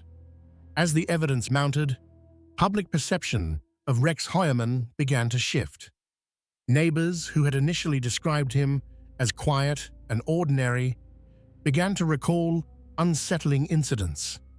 One woman said he had once tracked her down on a cruise ship where she was vacationing and told her, "I told you I could find you anywhere," a comment that seemed innocuous at the time but chilling in retrospect. Former co-workers described him as abrasive and demanding, a perfectionist who could be difficult to work with. Some said he had an intense, almost obsessive attention to detail, a quality that might have served him well as an architect, but that took on a sinister cast when considered in the context of the meticulous planning prosecutors alleged he had done for his murders. Heuermann's wife, Asa Ellerup, filed for divorce just days after his arrest. Her attorney said she had no knowledge of her husband's alleged crimes, that she had believed him to be an ordinary architect and father. Prosecutors confirmed that Ellerup and the couple's 2 adult children were not considered suspects, that all available evidence indicated they had known nothing about what Heuermann had allegedly been doing when they were away from home. The children, Victoria Heuermann and Christopher Sheridan, hired an attorney who described them as being caught in the crosshairs of a deeply unfortunate situation. They were two young adults whose lives had been upended, who had to grapple with the possibility that their father was a serial killer. In the months following the arrest, investigators continued working on the case. They were confident they had the right person, but they knew there was more to learn, potentially more victims to connect to Heuermann. Expanding the case. More victims, more decades. In January 2024, 6 months after Heuermann's arrest, prosecutors brought new charges. On January 16th, Heuermann was indicted for the murder of Maureen Brainard-Barnes, the fourth member of the Gilgo Four and the first of the women to disappear. The evidence against Heuermann in Maureen's case centered on DNA. A hair found with her body had been tested using advanced mitochondrial DNA analysis and had been determined to match the genetic profile of either Heuermann's wife or his daughter. Like with the other victims, prosecutors argued that this hair had been transferred from Heuermann's clothing, that it was proof of his direct contact with Maureen. The completion of charges for all 4 of the Gilgo Beach murders was a significant milestone. The families who had waited more than 16 years since Maureen's disappearance and 13 years since the bodies were found finally had answers about all 4 women. But investigators weren't done. The task force had continued reviewing old evidence, looking for connections between Heuermann and the other victims whose remains had been found in the area. In late April 2024, police conducted a new multi-day search of woods in Manaville, the area where Jessica Taylor's and Valerie Mack's torsos had been discovered years earlier. They used K9 units and ground-penetrating radar to look for any additional evidence that might have been missed in previous searches. In May 2024, police served another search warrant on Heuermann's home, their second major search of the property. They removed additional evidence and spent several more days documenting the house. They were building cases for murders that stretched back decades, and every piece of evidence mattered. Then, on June 6, 2024, prosecutors dropped a bombshell. They filed a superseding indictment charging Heuermann with 2 more murders. Jessica Taylor, killed in 2003, and Sandra Costilla, killed in 1993. The Sandra Costilla charge was particularly stunning. It pushed the timeline of the case back 31 years, suggesting that Heuermann had been killing since at least the early 1990s, when he would have been in his early 30s. It meant that this was not a case of a man who had suddenly snapped and gone on a killing spree. This was someone who had been hunting and killing for decades, who had refined his methods over years of practice. The evidence in both cases included DNA. In Jessica Taylor's case, prosecutors revealed that a male hair found on a drape underneath her dismembered torso matched Heuermann's genetic profile. In Sandra Costilla's case, advanced DNA testing had reanalyzed evidence that had previously been attributed to another convicted killer, John Bitrolf, and determined that the DNA actually pointed to Heuermann. Prosecutors also revealed more about the planning document found on Heuermann's computer. The document, they said, included references to specific methods of dismemberment and disposal that were consistent with how Jessica Taylor and Valerie Mack had been found. It mentioned techniques for removing tattoos from bodies, something that had been done to both Jessica and Sandra. During a press conference announcing the new charges, District Attorney Tierney described Heuermann as having meticulously planned and executed at least 6 separate murders. He presented a timeline showing how Heuermann had allegedly been active over decades, killing when the opportunity presented itself, always being careful to strike when his family was away. Tierney also revealed that the violent pornography found on Heuermann's devices notably coincided with how the remains of Sandra Costilla, Jessica Taylor, and Valerie Mack had been discovered. The images depicted dismemberment, bondage, and violence that mirrored the crime scenes. Heuermann appeared in court on June 6, 2024, to face the new charges. He pleaded not guilty, shaking his head as the charges were read. His attorney, Michael Brown, said his client was adamant that he hadn't committed these crimes and that they would contest the evidence. But prosecutors weren't finished. On December 17, 2024, they unveiled another indictment. Heuermann was charged with the murder of Valerie Mack, the 7th woman whose death he was accused of causing. The evidence in Valerie's case was similar to the others. DNA from hairs found on her remains matched the genetic profiles of Heuermann's wife and daughter. The method of dismemberment and disposal was strikingly similar to Jessica Taylor's case. Both women had been dismembered in the same general manner. Both had their remains split between Manorville and the Ocean Parkway area. Both appeared to have been killed by someone with the same methods and access to the same disposal locations. When Heuermann was brought to court for arraignment on the Valerie Mack charge, he spoke for the first time, telling the judge, "Your Honor, I am not guilty of any of these charges." He shook his head no as he said it, appearing frustrated and defiant. Valerie's family attended the hearing. Gloria Allred, representing many of the victims' families, presented red roses to Valerie's parents, and family members of the other victims embraced them, sharing tears in an emotional moment that spoke to the bonds that had formed among these families united by grief. With the charging of Valerie Mack's murder, the case against Rex Heuermann now encompasses 7 women allegedly killed between 1993 and 2010.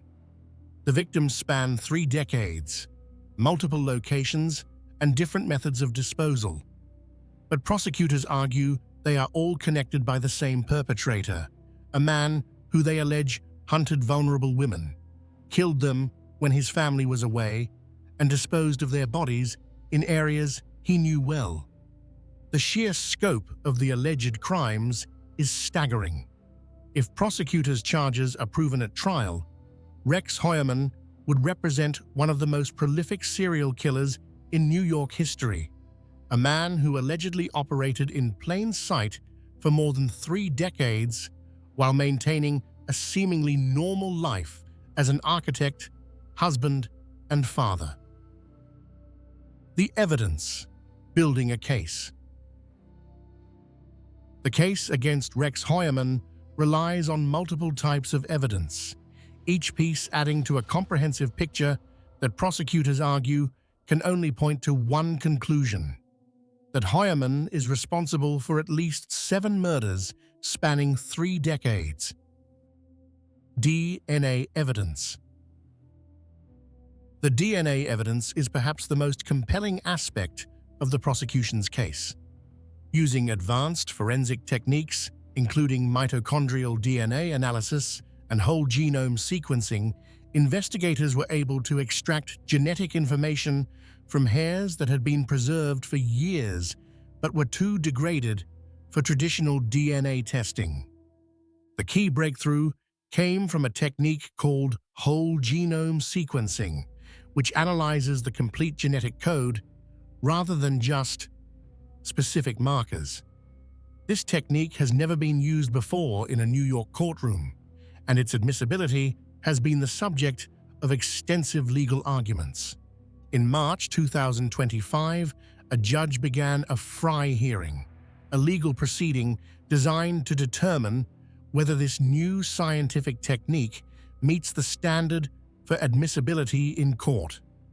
The defense has argued that the technique is too new, not broadly accepted enough in the scientific community, and potentially unreliable. Prosecutors have countered that the technique is based on well-established science and simply uses more complete genetic information to make identifications. The outcome of this hearing could be crucial.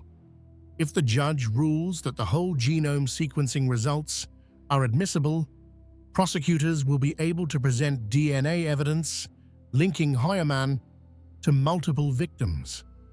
If the evidence is excluded, the prosecution will have to rely more heavily on other types of evidence. But even if the DNA from the degraded hairs is excluded, prosecutors have other genetic evidence. The pizza crust DNA, obtained through legal abandonment and tested using traditional techniques, provides a direct link between Heuermann and the hair found on Megan Waterman's body. That evidence alone would be difficult for the defense to explain away. Cell phone evidence. The cell phone evidence creates a pattern that prosecutors argue is too consistent to be coincidental. Investigators analyzed records from Heuermann's personal cell phone and from multiple burner phones that were used to contact the victims. What they found was that these phones traveled together. When the burner phones moved from Massapequa to Manhattan, Heuermann's personal phone made the same journey at the same time.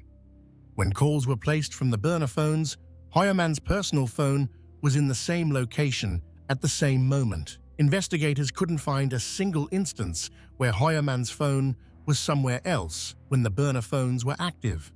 The correlation was perfect. Additionally, cell phone records showed that after each murder, the burner phone used to contact that victim was never used again. It was as if the killer knew to dispose of the phone, to eliminate that piece of evidence connecting him to the victim. The phone calls made to Melissa Barthelemy's sister are particularly damning. Those calls were traced to locations in Manhattan and Massapequa, the two places where Heuermann regularly spent time. The timeline of the calls, made in the weeks after Melissa's disappearance, corresponds with a period when Heuermann would have had access to her phone. The Chevrolet Avalanche. The vehicle evidence provides physical corroboration of witness testimony. Dave Schaller's description of the dark green first-generation Chevrolet Avalanche that picked up Amber Costello matches the vehicle that Rex Heuermann owned in September 2010 when Amber disappeared.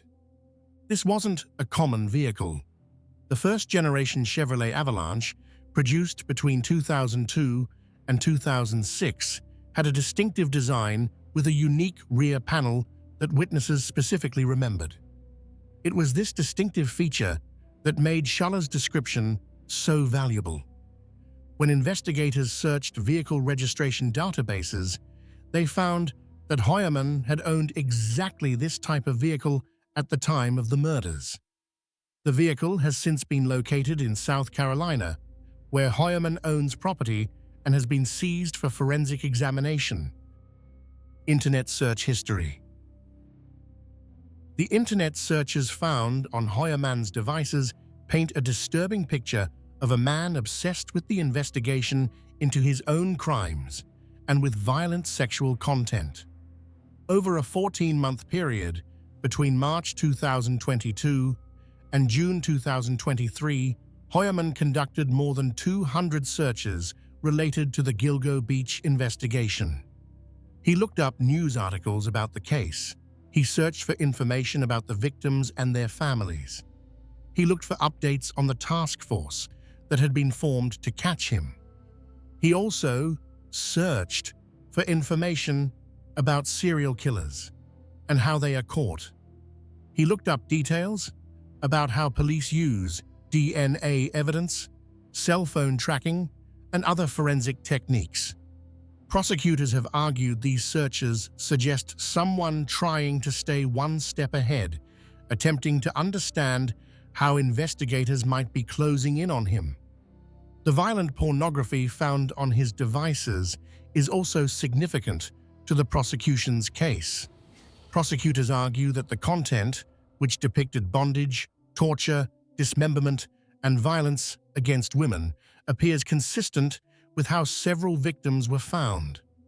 According to court documents, the types of images accessed notably and largely coincide with how the remains of Sandra Costilla, Jessica Taylor, and Valerie Mack were discovered, suggesting to investigators a connection between fantasy and alleged action. The planning document. Perhaps the most chilling evidence is the planning document found on Heuermann's computer. This Microsoft Word file, created in 2000 and modified until 2002, appears to be a literal instruction manual for how to commit murder without getting caught. The document includes sections on supplies needed, problems to anticipate, and steps to take after a killing. It lists DNA as the primary concern, suggests techniques for avoiding leaving genetic evidence, and outlines methods for disposing of bodies. The existence of this document suggests premeditation on a scale rarely seen, even in serial killer cases. Based on its contents, prosecutors argue this wasn't someone who killed in the heat of passion, or even someone who killed impulsively. The document indicates someone who carefully planned out a process, who thought through details methodically, who approached murder with the same systematic planning one might apply to a complex architectural project. Family travel records. The correlation between when Heuermann's family was traveling and when the murders occurred provides powerful circumstantial evidence. Prosecutors have documented that Heuermann's wife and children were away from home, out of state or out of the country, during each of the times when the Gilgo Four were killed. Maureen Brainard-Barnes disappeared in July 2007 during a family trip. Melissa Barthelemy vanished in July 2009 while Heuermann's family was away. Megan Waterman disappeared in June 2010 during another trip. Amber Costello vanished in September 2010, also while the family was traveling. This pattern suggests that Heuermann may have waited for times when he would be alone, when his activities wouldn't be monitored by family members to hunt for victims. It also indicates that his family truly had no knowledge of what he was allegedly doing, that they were away and uninvolved during the critical moments. Witness descriptions. Multiple witnesses described seeing a very large man with dark hair and glasses picking up Amber Costello before her disappearance. These descriptions match Rex Heuermann's appearance almost perfectly. At 6 feet 4 inches tall, with distinctive 70s-style oval glasses and dark, bushy hair, Heuermann fits the profile that witnesses provided more than a decade ago. Dave Schaller's description of the man as looking like an ogre resonates with how some others have described Heuermann, a large, somewhat intimidating figure who nonetheless seemed ordinary enough not to raise immediate alarm. Taken together, all of this evidence creates what prosecutors argue is a compelling case. No single piece might be conclusive on its own, but collectively, they paint a picture that prosecutors believe points toward Rex Heuermann as the perpetrator of at least 7 murders. The defense, however, has argued that much of this evidence is circumstantial, that DNA can be transferred innocently, that cell phone records can be misleading, and that internet searches don't prove anyone actually committed a crime. They've maintained that the case against Heuermann isn't as strong as prosecutors claim, that reasonable doubt exists, and that their client is innocent of these charges. The question of guilt or innocence will ultimately be decided by a jury, assuming the case goes to trial. But the evidence gathered over more than a decade of investigation, accelerated dramatically by the formation of the task force in 2022, represents one of the most comprehensive serial killer cases ever assembled in New York. The forensic science breaking through barriers. The breakthrough in the Gilgo Beach case wasn't just about dogged police work or luck. It was about the evolution of forensic science itself, about techniques that didn't exist or weren't widely available when the bodies were first discovered in 2010. To understand how investigators finally identified Rex Heuermann, we need to understand the science that made it possible. DNA analysis has come a long way in the past 2 decades. When the Gilgo Four were first discovered, traditional DNA testing required relatively pristine samples with sufficient genetic material to create a complete profile. The hairs found on the victims' bodies were degraded from years of exposure to the elements, moisture, temperature fluctuations, decomposition fluids. Traditional testing methods couldn't extract enough usable DNA from these samples to create the kind of detailed genetic profile needed for comparison. But by the time the task force re-examined the evidence in 2022, new techniques had been developed. One of these was called touch DNA, or low copy number DNA testing, which can create genetic profiles from samples containing just a few cells. Another advancement was improved extraction methods that could recover DNA from degraded samples that previous technology would have deemed too compromised to test. The task force sent the preserved hair samples to laboratories with the most advanced equipment and expertise in handling degraded samples. They used techniques that could amplify tiny amounts of genetic material, creating copies of the DNA until there was enough to analyze. They used new chemical processes that could break through the degradation and access the genetic information locked inside cells that were decades old. But even with these advances, the hair samples alone might not have been enough to make an arrest. What really broke the case wide open was the combination of these forensic advances with old-fashioned surveillance and the legal concept of abandonment DNA. The pizza crust that Rex Heuermann threw away in January 2023 became the Rosetta Stone of the investigation. Unlike the degraded hairs found on the victims, the DNA from the pizza crust was fresh, complete, and unambiguous. It provided a full genetic profile that could be compared to the partial profiles extracted from the hair samples. When the laboratory confirmed that the DNA from the pizza crust matched the DNA from the male hair found on Megan Waterman's remains, it was a moment of scientific certainty in a case that had been plagued by uncertainty for more than a decade. The statistical probability was overwhelming. 99.96%, only 4 in 10,000 people in North America wouldn't be excluded as a match. But the forensic breakthroughs didn't stop there. The task force also used a technique called mitochondrial DNA testing on some of the evidence. Mitochondrial DNA is different from the nuclear DNA that most people think of when they hear about genetic testing. While nuclear DNA comes from both parents and is unique to each individual except for identical twins, mitochondrial DNA is passed down only through the mother and is shared by all maternal relatives. Mitochondrial DNA testing is particularly useful for degraded samples because each cell contains many more copies of mitochondrial DNA than nuclear DNA. Even when nuclear DNA has degraded beyond the point of useful analysis, mitochondrial DNA can often still be recovered and tested. The task force used mitochondrial DNA testing to examine hairs found on Amber Costello's remains. While they couldn't get a complete nuclear DNA profile from these hairs, they could determine the mitochondrial DNA sequence.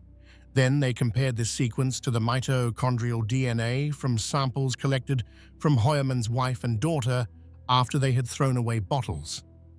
The results showed that the mitochondrial DNA from the hairs on Amber Costello matched the mitochondrial DNA from Heuermann's wife and daughter. This didn't mean that Heuermann's wife or daughter had been present when Amber was killed. Both were out of town during the time of the murder. Instead, prosecutors argued that the hairs had been transferred from them to Heuermann through normal contact, living in the same house, sharing furniture and vehicles, and then transferred from Heuermann to Amber's body during the commission of the crime. This phenomenon, called secondary transfer, is well documented in forensic science. When people live together, they constantly shed hair and skin cells that end up on each other's clothing and belongings. When Heuermann allegedly hunted for victims, he would have been carrying these microscopic traces of his family with him. During the alleged assaults and murders, some of these hairs would have been transferred to the victims' bodies. The concept of secondary transfer was crucial to the prosecution's case because it explained how genetic material from Heuermann's family members ended up on multiple victims despite those family members being hundreds or thousands of miles away when the murders occurred. It also provided another layer of evidence connecting Heuermann to the crimes beyond just his own DNA. The task force also made use of forensic genealogy, though not in the direct investigation of Heuermann himself. Forensic genealogy is the technique that helped catch the Golden State Killer in 2018. It involves uploading DNA profiles from crime scenes to genealogy databases like GED-Match, where people voluntarily share their genetic information to research their family trees. When investigators upload a DNA profile from a crime scene to these databases, they can find matches with distant relatives of the person who left that DNA. By constructing detailed family trees and following them forward through generations, skilled genetic genealogists can often narrow down the possible identities of an unknown DNA donor to a very small pool of candidates. The task force used this technique not to identify Heuermann, but to identify some of the victims whose remains had been found. Valerie Mack, who remained a Jane Doe for 20 years after her dismembered remains were found in Manorville, was finally identified in May 2020 using forensic genealogy. Karen Vergata, whose remains had been found in 1996 and again in 2011, but who remained unidentified until August 2023, was also identified using this technique. The identification of these victims was important not just for giving their families closure, but also for strengthening the case against Heuermann. Once investigators knew who the victims were, they could examine their backgrounds, their movements before they disappeared, and any connections they might have had to Heuermann or his known locations. Beyond DNA, the task force also used advanced digital forensics to examine Heuermann's online activity. When Heuermann's devices were seized, forensic specialists created complete digital images of their contents, preserving everything for analysis. They recovered deleted files, examined browser histories, analyzed email accounts, and reconstructed Heuermann's digital footprint going back years. What they found painted a disturbing picture. Heuermann had been searching for information about the Gilgo Beach case hundreds of times. He had been visiting websites that featured violent pornography. He had been using anonymous email accounts and burner phones to communicate, behavior that prosecutors argued was consistent with someone who knew he was being careful to avoid detection. The digital forensics also revealed the existence of that planning document, the Microsoft Word file that appeared to be a manual for committing murder without getting caught. Created in 2000 and modified through 2002, this document was perhaps the most chilling piece of evidence the task force uncovered. It suggested not impulsive violence, but calculated, methodical planning. It indicated someone who approached murder with the same systematic thinking one might apply to an architectural project. The convergence of all these different types of forensic evidence, traditional DNA testing, advanced DNA extraction techniques, forensic genealogy, digital forensics, cell phone analysis, created a web of circumstantial and physical evidence that prosecutors believed was overwhelming. The psychological profile inside the mind. From the earliest days of the investigation, criminal profilers had been trying to understand who they were looking for. What kind of person kills multiple women over the course of years or even decades? What drives that kind of behavior? And what clues might the crime scenes themselves provide about the killer's psychology? Profiling is part science and part art. It's based on decades of research into criminal behavior, on interviews with convicted offenders, on statistical analysis of crime scene characteristics and their correlation with offender characteristics. But it's also based on experience, on the accumulated wisdom of investigators who have worked hundreds or thousands of cases and developed an intuition for the patterns that connect criminals to their crimes. In the Gilgo Beach case, profilers looked at several key factors. The victims were all sex workers, all found in similar conditions, all disposed of in remote locations. The killer used burlap to wrap the bodies, suggesting he had access to these materials and preferred their use. He used restraints, belts, and tape to bind the victims. He made taunting phone calls to at least one victim's family member, suggesting a desire for attention or a need to maintain some connection to his crimes even after they were complete. These details suggested a profile that was remarkably consistent. A white male, likely between his late 20s and mid-50s at the time of the murders, someone who lived or worked on Long Island and was familiar with the area. He would be organized and methodical, someone who planned his crimes rather than acting impulsively. He would likely have a job and possibly a family, living what appeared from the outside to be a normal life, while maintaining a hidden violent side that he kept carefully compartmentalized. The choice of victims, sex workers who advertised online, suggested someone who preferred targets who were vulnerable and whose disappearances might not generate immediate attention from law enforcement. The taunting phone calls suggested someone who felt powerful, who enjoyed the psychological manipulation of causing pain to the victim's loved ones. The use of the same disposal method for the Gilgo Four, wrapping them in burlap and placing them close together along Ocean Parkway, suggested what profilers call a signature, a distinctive aspect of the crime that goes beyond what's necessary to commit the offense. Signatures often have psychological significance to the offender, representing some internal need or compulsion that the crimes fulfill. When Rex Heuermann was finally arrested, investigators and profilers looked at how well he matched the profile they had developed. In many ways, he fit almost perfectly. He was a white male who had been in his 30s to 50s during the time period when most of the murders occurred. He lived on Long Island, in Massapequa Park, an area that was geographically central to the disposal sites and the locations where victims had last been seen.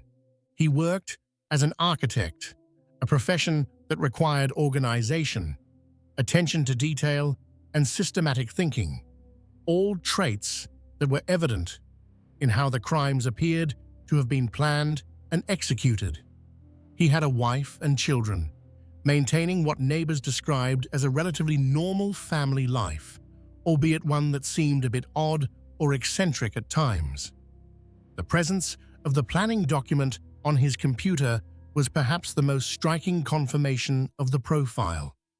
It suggested exactly the kind of organized, methodical approach that profilers had predicted. It showed someone who didn't just commit crimes, but who planned them like a project, who thought through contingencies, who considered problems and solutions. But beyond matching a general profile, investigators also looked for what are called stressors in Heuermann's life, events or circumstances that might have triggered or enabled his alleged criminal behavior. One pattern that emerged was the correlation between when his family was traveling and when the Gilgo Four were killed.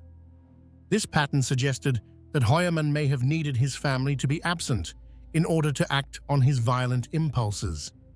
Perhaps their presence provided a psychological restraint, or perhaps the practical reality of having them in the house made it impossible for him to prepare for or carry out his crimes.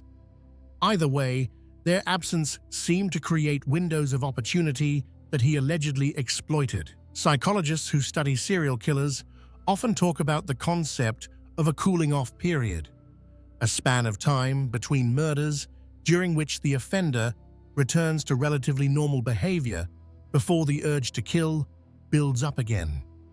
The time spans between when the Gilgo Four were killed, months or even years, would be consistent with this pattern. Some experts have also noted that Heuermann's alleged behavior appeared to escalate over time. If the charges against him are true, and he is indeed responsible for Sandra Costilla's death in 1993, then his first murder may have been relatively impulsive, with the body found intact and relatively quickly. But over the years, the methods appeared to become more sophisticated. By the time he allegedly killed the Gilgo Four, he had refined his approach: careful victim selection, use of burner phones, disposal methods designed to delay discovery and identification. The dismemberments of Jessica Taylor and Valerie Mack suggested yet another evolution, a willingness to go further in attempting to prevent identification and perhaps also an escalation in the violence itself. The mutilation of tattoos on these victims indicated a killer who was thinking about how investigators might identify bodies and taking steps to prevent that.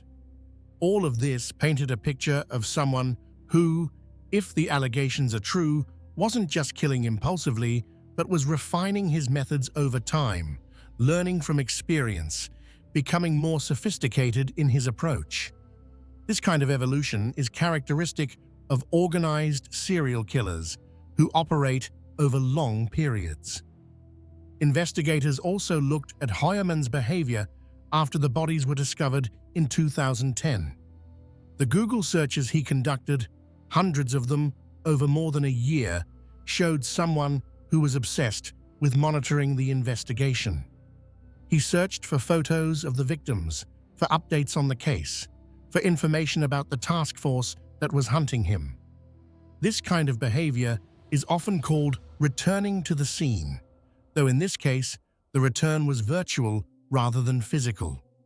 It suggests a psychological need to stay connected to the crimes, to relive them in some way, or perhaps to monitor whether investigators were getting close to identifying him. The violent pornography found on his devices is also significant from a psychological perspective. While viewing violent pornography doesn't make someone a killer, in this case, prosecutors argued that the specific types of content Heuermann allegedly viewed, content involving bondage, torture, and dismemberment, corresponded to how several of the victims were found. This suggested a link between fantasy and if the charges are true, action. The community impact, fear, and aftermath.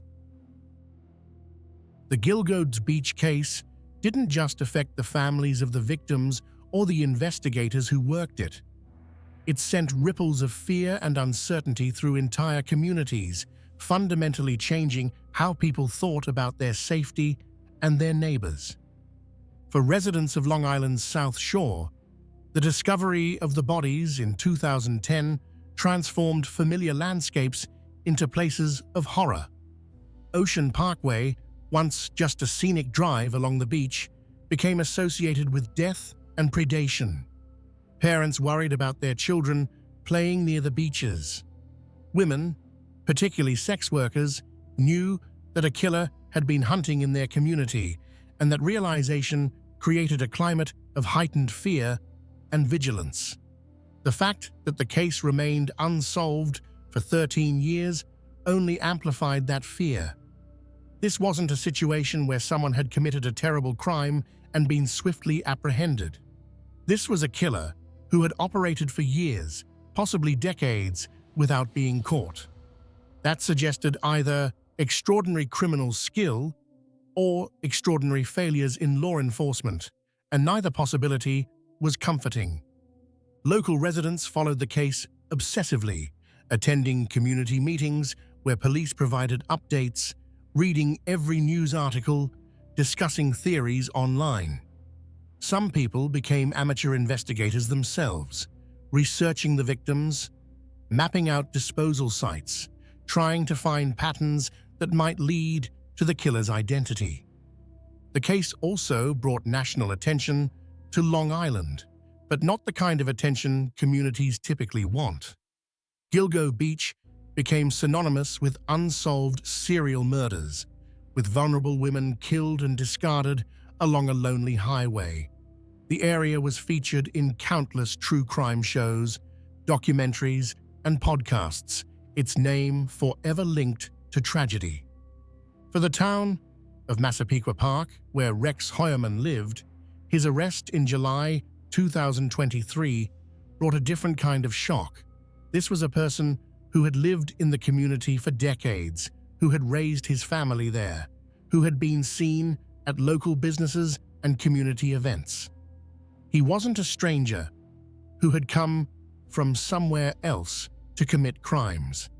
He was, by all appearances, one of them. Neighbors struggled to reconcile the man they thought they knew with the charges against him.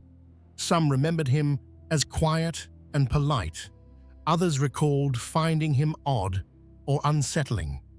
All of them wondered how they could have lived so close to someone who was allegedly responsible for such terrible crimes without ever suspecting anything. The house on First Avenue where Heuermann lived became a focus of morbid fascination. After his arrest, police spent weeks searching the property, tearing up the backyard, removing items from the basement, documenting every room. Neighbors and curiosity seekers lined the street, taking photos, creating a spectacle that further traumatized a community already reeling from the revelations. For Heuermann's own family, the impact was immeasurable. His wife filed for divorce within days of his arrest. His children, both young adults, found themselves at the center of a media storm. Their father accused of being one of the most prolific serial killers in New York history. They hired attorneys who described them as victims of circumstance, two people whose lives had been irrevocably changed by alleged crimes they knew nothing about. The broader sex worker community also grappled with the implications of the case. The Gilgo Beach murders highlighted the vulnerability of people working in the sex trade, how easily they can become targets, how often their disappearances generate less attention and fewer resources from law enforcement than disappearances of other citizens. Advocates used the case to push for decriminalization of sex work, arguing that the illegality of the profession drives it underground and makes workers more vulnerable to violence. They pointed out that all of the Gilgo Four had advertised their services online, meeting clients without the kind of screening or security that would exist in legal, regulated environments. They were forced to work alone, to meet strangers in private locations, because the alternative was risking arrest. The case also prompted discussions about society's treatment of missing person cases involving sex workers or people with substance abuse issues. Several of the Gilgo Beach victims had been reported missing, but their cases hadn't generated significant attention. They were seen as transient, as people who might have simply moved on or chosen to disappear. The reality that they had been murdered and disposed of like trash forced a reckoning with how society values different lives. Law enforcement in Suffolk County faced intense scrutiny in the wake of Heuermann's arrest. Why had it taken 13 years to make an arrest? How much had the corruption and dysfunction under former police chief James Burke hampered the investigation? Could the murders have been prevented if the FBI had been allowed to assist in 2011? These questions didn't have easy answers. The task force that finally broke the case pointed to advances in forensic technology that simply hadn't existed in 2010 as a crucial factor in solving the crimes. But they also acknowledged that the refusal of federal assistance in the early years had been a mistake, that corruption at the highest levels of the department had diverted attention and resources away from the investigation. The creation of the Gilgo Homicide Investigation Task Force in January 2022 represented a fresh start, a commitment to using every available resource to solve the case. The success of that task force offered a measure of redemption for Suffolk County law enforcement, proof that when investigators had the tools, the leadership, and the determination, they could solve even the most complex cases. But for the families of the victims, no amount of police work could undo the years of suffering and uncertainty they had endured. They had spent more than a decade wondering what had happened to their loved ones, hoping for answers, dreading what those answers might be. The arrest of Rex Heuermann provided some closure, but it also brought a new kind of pain, knowing exactly how their loved ones had died, having to sit through court proceedings where the details of those deaths would be revealed, facing the possibility that the legal process might drag on for years before reaching a final resolution. The legal proceedings, justice delayed. As of now, Rex Heuermann remains in the Suffolk County Correctional Facility, held without bail while he awaits trial. He has been incarcerated since his arrest in July 2023, spending his days in jail, his attorneys say, reviewing discovery materials and preparing for what will likely be one of the most high-profile criminal trials in Long Island history. The path to trial has been complex and slow, with numerous legal motions, evidentiary hearings, and procedural arguments delaying the process. This is typical for serial killer cases, which often involve massive amounts of evidence, complex forensic testimony, and extensive pre-trial litigation. One of the most significant legal battles has centered on the DNA evidence. In January 2025, Heuermann's defense team filed a motion requesting that the murder charges be tried separately. They argued for 5 separate trials, one for the Gilgo Four murders, and individual trials for Sandra Costilla, Jessica Taylor, Valerie Mack, and Maureen Brainard-Barnes. Defense attorney Michael Brown argued that trying all 7 murders together would create a cumulative effect that would prejudice the jury against his client. He suggested that if jurors hear about victim after victim after victim, they'll develop an "if there's smoke, there's fire" mentality, assuming Heuermann must be guilty simply because of the number of charges, rather than evaluating the evidence for each crime individually. Prosecutors opposed the motion, arguing that the cases are connected by common elements, including method of killing, disposal of bodies, and DNA evidence.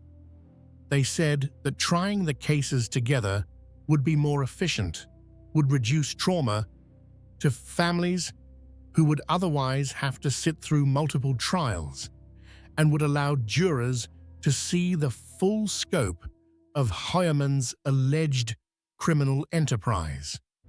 In September 2025, a judge ruled against the defense's motion. He determined that all 7 murder charges would be tried together in a single trial, that the indictments would remain intact, and that prosecutors would be allowed to present their theory that all 7 murders are connected. This ruling was a significant victory for the prosecution. It means they'll be able to present evidence showing a pattern of behavior spanning 3 decades, evidence that might be less powerful if each murder were tried separately. The admissibility of the DNA evidence remains the subject of ongoing litigation. The Fry hearing that began in March 2025 has involved extensive testimony from forensic experts on both sides debating whether whole genome sequencing meets the legal standard for admissibility in New York courts. In September 2025, according to court reports, the judge ruled that the DNA evidence, including the results from whole genome sequencing, would be admitted at trial, meaning prosecutors would be able to use this forensic evidence to connect Heuermann to the victims. This represented another major development for the prosecution, as the DNA evidence forms a crucial pillar of their case. Heuermann's defense team continues to argue that he is innocent, that the evidence against him is either circumstantial or susceptible to innocent explanations. Brown has emphasized that DNA can be transferred through innocent contact, that cell phone evidence can be misleading, and that internet searches don't prove someone committed murder. The defense has also raised questions about whether Heuermann can receive a fair trial given the enormous media coverage the case has received. Brown has suggested he might request a change of venue, moving the trial away from Suffolk County where the murders occurred and where publicity has been most intense. As of the latest court dates in late 2025, no trial date has been set. Given the complexity of the case and the amount of evidence involved, it's likely that the trial, when it does begin, could last for months. It will involve extensive forensic testimony, DNA analysis, cell phone records, witness statements, and potentially testimony from Heuermann's family members about his behavior and activities. The trial will be one of the most watched in recent New York history. It will draw national and potentially international media attention, given the notorious nature of the case and the decades-long mystery surrounding the Gilgo Beach killings. For the families of the victims, the legal proceedings represent both hope for justice and a prolonged reminder of their losses. Each court appearance, each legal motion, each delay means more time before there can be any sense of closure. But they have waited this long, and most have expressed willingness to wait longer if it means ensuring that justice is ultimately served. What the trial will look like. When Rex Heuermann eventually goes to trial, assuming the case isn't resolved through a plea agreement, which seems unlikely given the severity of the charges and Heuermann's insistence on his innocence, the proceedings will likely last for months. Murder trials of this complexity rarely conclude quickly. The first major hurdle will be jury selection. Finding 12 people and several alternates who can be impartial in such a high-profile case will be extraordinarily difficult. Most people on Long Island have heard about the Gilgo Beach murders. Many have followed the case closely. The challenge for both the prosecution and defense will be finding jurors who are aware of the case but haven't already formed strong opinions about Heuermann's guilt or innocence. During jury selection, called voir dire, attorneys from both sides will question potential jurors about their knowledge of the case, their ability to be impartial, their views on the death penalty. Though New York doesn't have capital punishment, the seriousness of the charges means this might come up, and anything else that might affect their ability to serve fairly. This process alone could take weeks. Once a jury is seated, the trial will begin with opening statements. The prosecution will lay out their case, explaining what they intend to prove and how they plan to prove it. They'll describe the victims, the evidence connecting Heuermann to the crimes, and the timeline of events. They'll paint a picture of a methodical killer who hunted vulnerable women for decades. The defense will then present their opening statement, outlining their theory of the case and the reasonable doubts they intend to create about the prosecution's evidence. They might argue that the evidence is circumstantial, that DNA can be transferred innocently, that coincidences do happen, and that the prosecution hasn't proven beyond a reasonable doubt that Heuermann committed these specific crimes. After opening statements, the prosecution will present their case in chief, calling witnesses and introducing evidence.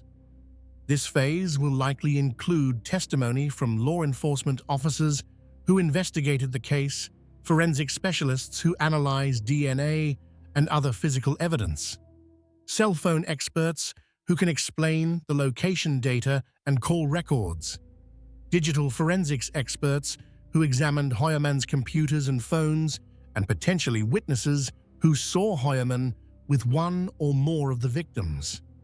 Each piece of physical evidence will need to be properly authenticated and admitted into the record. Crime scene photographs, DNA analysis reports, the planning document found on Heuermann's computer, cell phone records, all of this will be methodically presented to the jury with accompanying testimony explaining what it is and why it's significant. The DNA testimony will likely be particularly complex and time-consuming. Forensic scientists will need to explain to the jury how DNA analysis works, what makes a match reliable, how they handled and tested the samples, what the statistical probabilities mean, and how they can be certain the DNA found on the victims matches Heuermann and members of his family. Cross-examination by the defense will attempt to poke holes in this testimony, to find any weakness or uncertainty, any possibility of error or contamination, anything that might create reasonable doubt. This back and forth between direct examination by prosecutors and cross-examination by the defense will play out with witness after witness, potentially over the course of many weeks.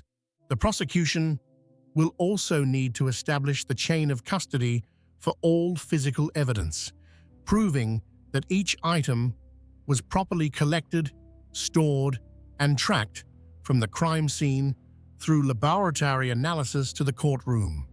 Any break in that chain could provide an opening for the defense to argue that evidence was contaminated or tampered with.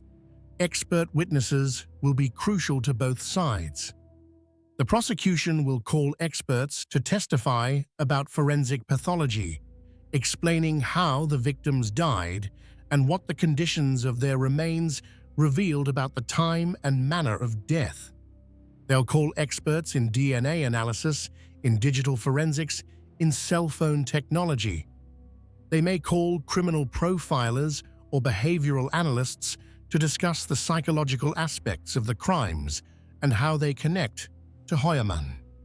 The defense will have the opportunity to call their own experts, scientists who might challenge the prosecution's forensic conclusions, who might offer alternative explanations for the evidence or who might testify about the limitations and potential errors in various types of forensic analysis.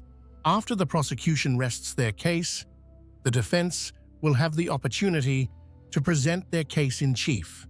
They might call witnesses to provide an alibi for Heuermann, to testify about his character, or to challenge the prosecution's timeline or theory of the crimes. They might call expert witnesses to rebut the prosecution's forensic evidence.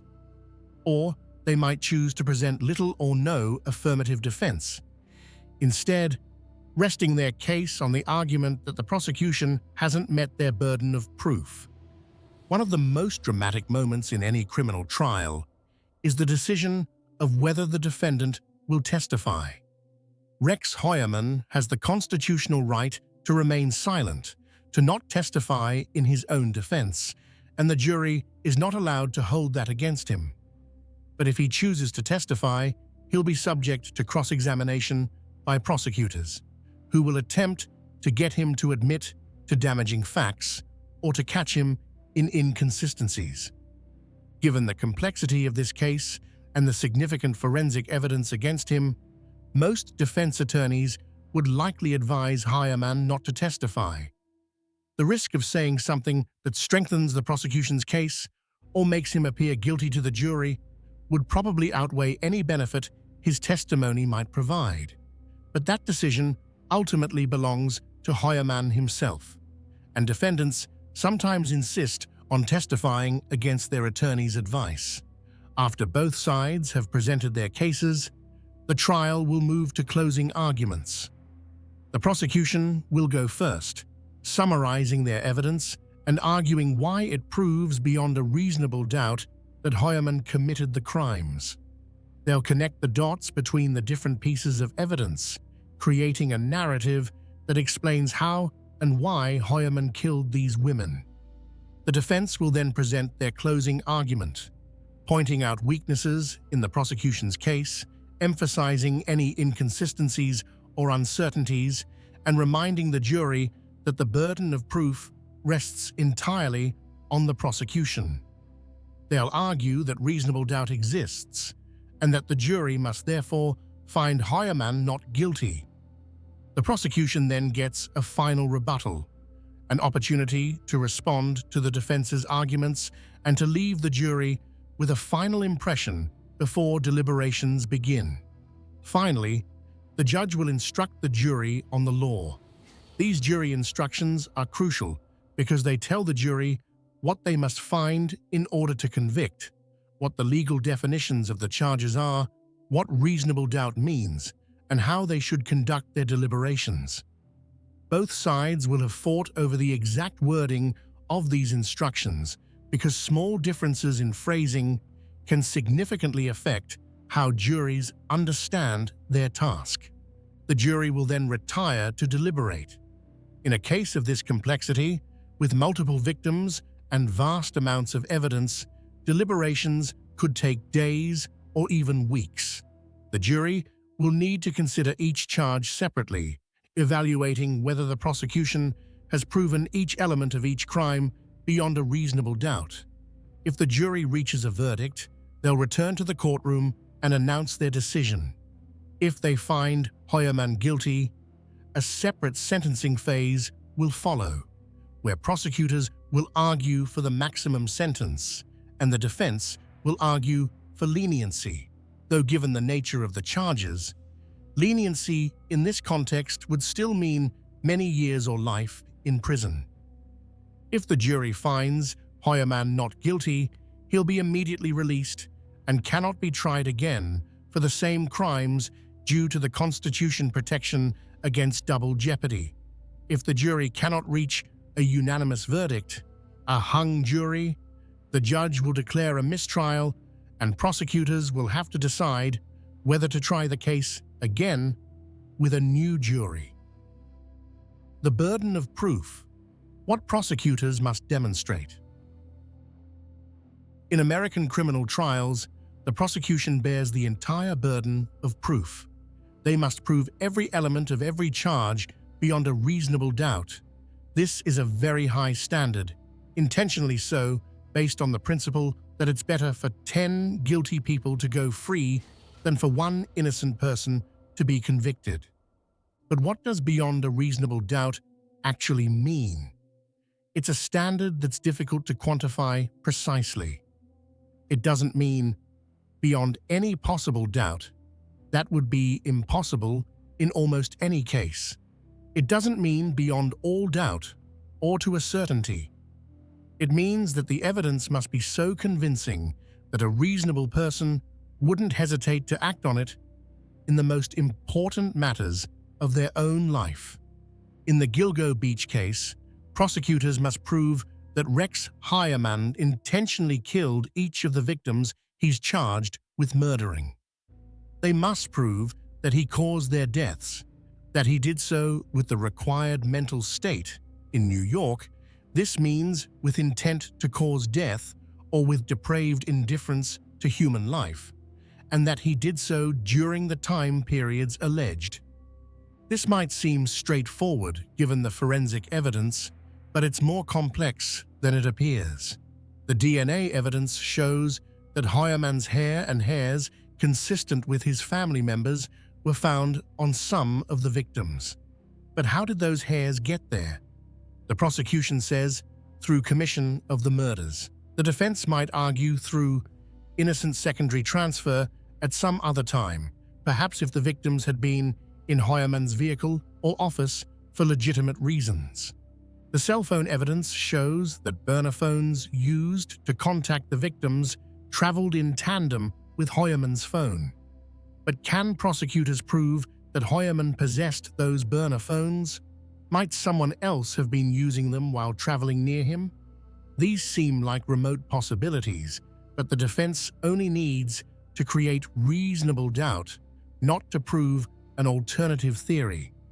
The planning document found on Heuermann's computer appears to be a murder manual.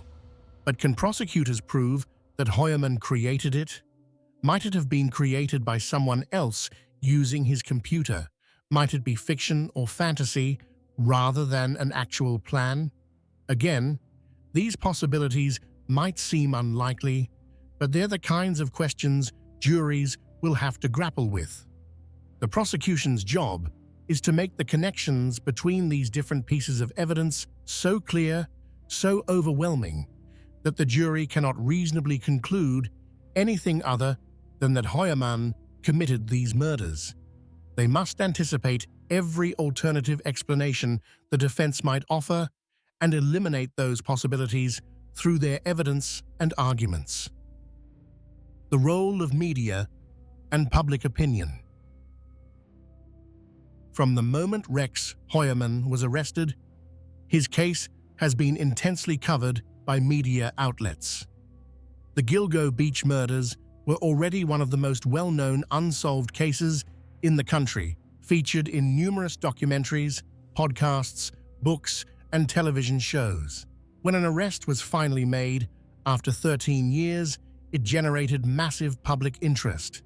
This media attention creates challenges for both the prosecution and defense. On one hand, extensive coverage can make it difficult to find impartial jurors. On the other hand, it keeps pressure on all parties to ensure that justice is done and that the process is transparent. True crime enthusiasts have followed every development in the case, dissecting evidence, debating theories online, creating detailed timelines and maps. While this public engagement demonstrates the community's investment in seeing justice served, it also creates noise that can complicate the legal process. Rumors and speculation can spread quickly online, sometimes making it harder for the public to distinguish between verified facts and theories. Some media coverage has focused on Heuermann's appearance, his demeanor, his oddities of behavior. This kind of attention can be prejudicial, creating an impression of guilt based on superficial characteristics rather than evidence. It's a reminder of why the jury system requires that verdicts be based only on evidence presented in court, not on media reports or public opinion. The victims' families have had to navigate this media landscape carefully. They want their loved ones to be remembered, for their stories to be told, for the public to understand that these were real people with real lives who were taken too soon. But they also don't want to do anything that might compromise the prosecution's case or give the defense grounds for appeal. Some families have worked with victims' rights advocates like Gloria Allred, who has helped them speak publicly while also protecting their interests in the legal process. Others have chosen to remain more private, processing their grief away from cameras and microphones. Both approaches are valid, and there's no right way to handle being thrust into the public eye because your loved one was murdered. The families living with loss. Throughout this entire story, from the initial disappearances to the discovery of bodies to the arrest and ongoing legal proceedings, there are people who have suffered immeasurably, the families of the victims. These are mothers, fathers, sisters, brothers, children, and friends who have had to live with loss, uncertainty, and grief for years, in some cases, decades. Family members of Maureen Brainard-Barnes spent more than 16 years not knowing what had happened to her. They searched through emails and phone records, stayed in touch with other victims' families, and never gave up hope that answers would come. When Rex Heuermann was finally arrested, Maureen's family was among the first to speak publicly about their relief that someone had been charged, though they acknowledged the pain would never fully heal. Nicolette Brainard-Barnes, Maureen's daughter, was just 7 years old when her mother disappeared. She's grown up without her mother, without the guidance and love that should have been her birthright. She's had to process the loss of her childhood, the loss of what might have been, the loss of a future that will never exist now. Melissa Barthelемy's family endured not just the loss of their loved one, but the psychological torture of those taunting phone calls. Her teenage sister, just 15 at the time, had to hear a man boast about killing her sibling, had to endure his crude sexual comments and his obvious pleasure in the family's anguish. That kind of trauma doesn't go away. It shapes a person's entire life, colors how they see the world and other people. Megan Waterman's family, particularly her young daughter, who was just 3 when her mother vanished, have had to live with absence and unanswered questions. Megan's daughter is now a teenager, growing up without the mother who loved her, without the chance to know who her mum really was, beyond what others can tell her.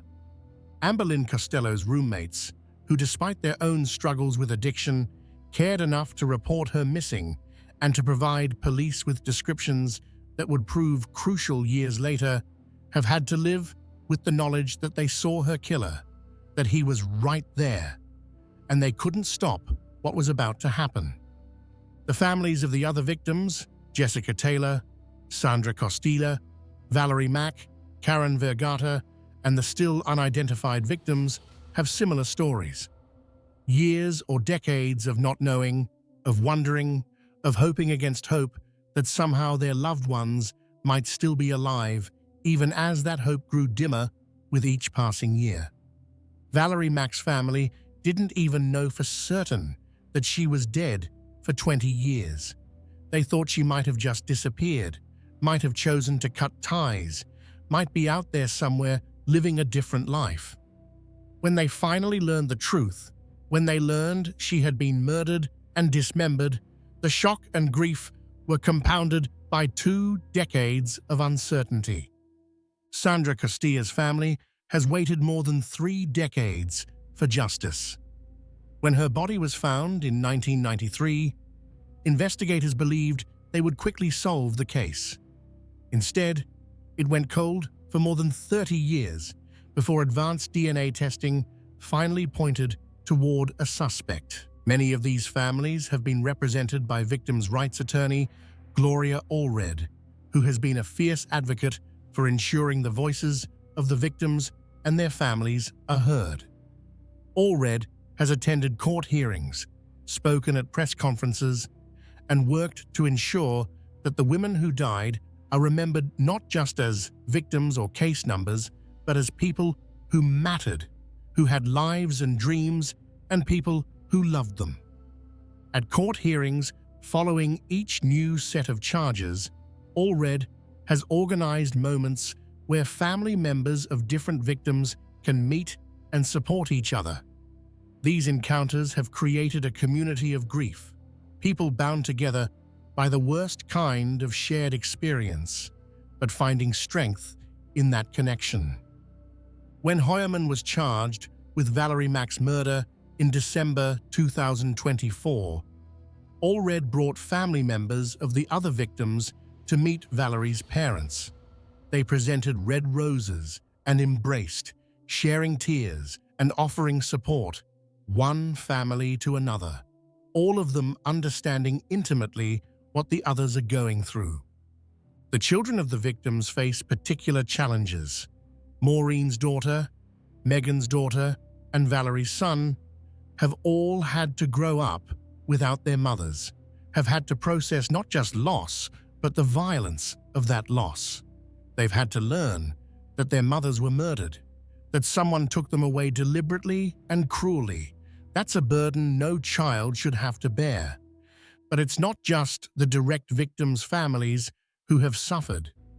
Rex Heuermann's family, his wife Asa Ellerup, and their children Victoria and Christopher have been thrust into a nightmare of a different sort.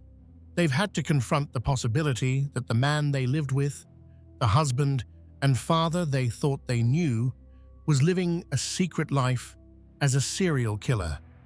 Ellerup filed for divorce shortly after Heuermann's arrest, but she has been careful in her public statements.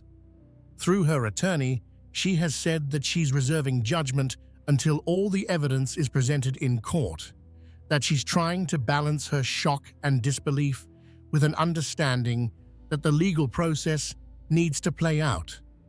In a statement released in 2024, Ellerup said, "I have given Rex the benefit of the doubt, as we all deserve." She made clear that she plans to listen to all the evidence before drawing any final conclusions about her husband's guilt or innocence. The Heuermann children have had to process the possibility that their father is a serial killer while also dealing with intense public scrutiny. Their attorney has described them as being caught in the crosshairs of a deeply unfortunate situation, as two young adults whose lives have been upended through no fault of their own. In June 2025, just before the release of the Peacock documentary, The Gilgo Beach Killer, House of Secrets, Victoria Heuermann reportedly told the producers that based on the publicly available evidence, she now believes her father is most likely the Gilgo Beach Killer. This statement represents a heartbreaking evolution in her understanding, a daughter coming to terms with the possibility that the man who raised her is capable of terrible things. But Ellerup continues to withhold judgment, telling documentary producers that authorities are making assumptions to fit their narrative, that they're taking information out of context. She said she's known Rex since she was 18 years old, that she knows what their home was really used for, and that she's waiting to hear all the evidence before making up her mind. The impact on these families, both the victims' families and Heuermann's own family, cannot be overstated. This case has destroyed lives in multiple ways, creating ripples of trauma that will affect people for generations. The children who grew up without their mothers will carry that loss forever. The children who are learning their father might be a serial killer will struggle with that knowledge for the rest of their lives. And beyond the immediate families, there's a broader community impact. The people of Massapequa Park, who lived near Heuermann, are grappling with the possibility that a serial killer was in their midst for decades. The residents of Long Island who lived with fear during the years when the killer's identity was unknown are processing the relief of an arrest alongside renewed trauma as details of the case continue to emerge. The sex worker community, already vulnerable and often overlooked by society, has had to confront once again how little protection exists for them, how easily they can become victims, how long it can take for justice when one of their own is murdered. Advocates for sex workers have used this case to highlight the need for decriminalization and better protections, arguing that the vulnerability of the victims is what allowed this killer to operate for so long. Conclusion: unanswered questions. Even with Rex Heuermann's arrest and the charges he faces, questions remain. Of the 11 sets of remains found in the area, Heuermann has been charged with 7 murders. What about the others? Could they be connected to him? Or might they be the victims of different killers? Investigators have indicated this remains an active area of their investigation. Karen Vergata's death remains officially unsolved, though investigators have said they're continuing to look at possible connections to Heuermann. The remains of Tanya Jackson and her child Tatiana Dykes have been identified, but no charges have been filed in their deaths. The Asian male remains unidentified and unclaimed. Investigators have indicated they believe Heuermann may be responsible for additional murders beyond those he's been charged with. The planning document found on his computer suggests organization and forethought that could indicate multiple crimes.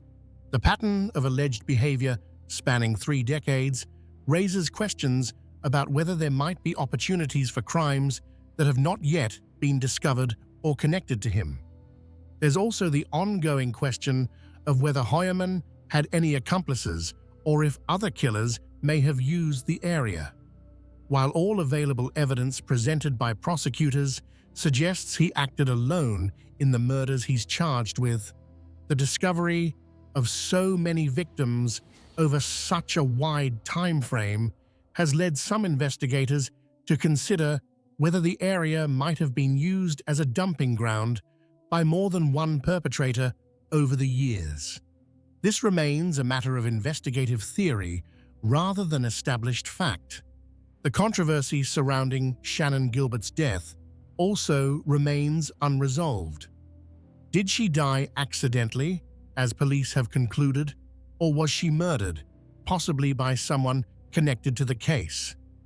Her family continues to believe she was killed, and her death, whether accidental or not, led directly to the discovery of the Gilgo Beach victims. But perhaps the biggest questions are the ones we may never fully answer. Why? What could drive someone to allegedly kill vulnerable women over the course of decades? If the charges are proven true, what was Rex Heuermann thinking when he allegedly created that planning document? When he allegedly hunted for victims? When he allegedly disposed of their bodies along that lonely highway?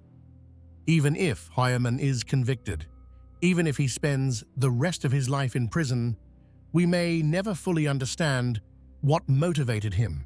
Assuming the allegations are true, serial killers rarely provide satisfying explanations for their actions. The reality is often that there is no explanation that makes sense to most people, no way to fully comprehend what drives someone to such darkness.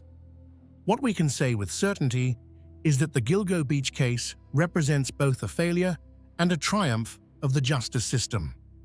It represents a failure in that it took 13 years from the discovery of the first bodies to make an arrest, 13 years during which families suffered without answers.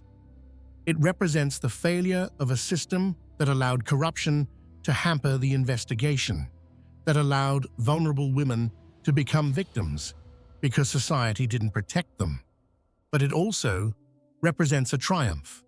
It shows that even cold cases can be solved with persistence, with new technology, and with investigators who refuse to give up.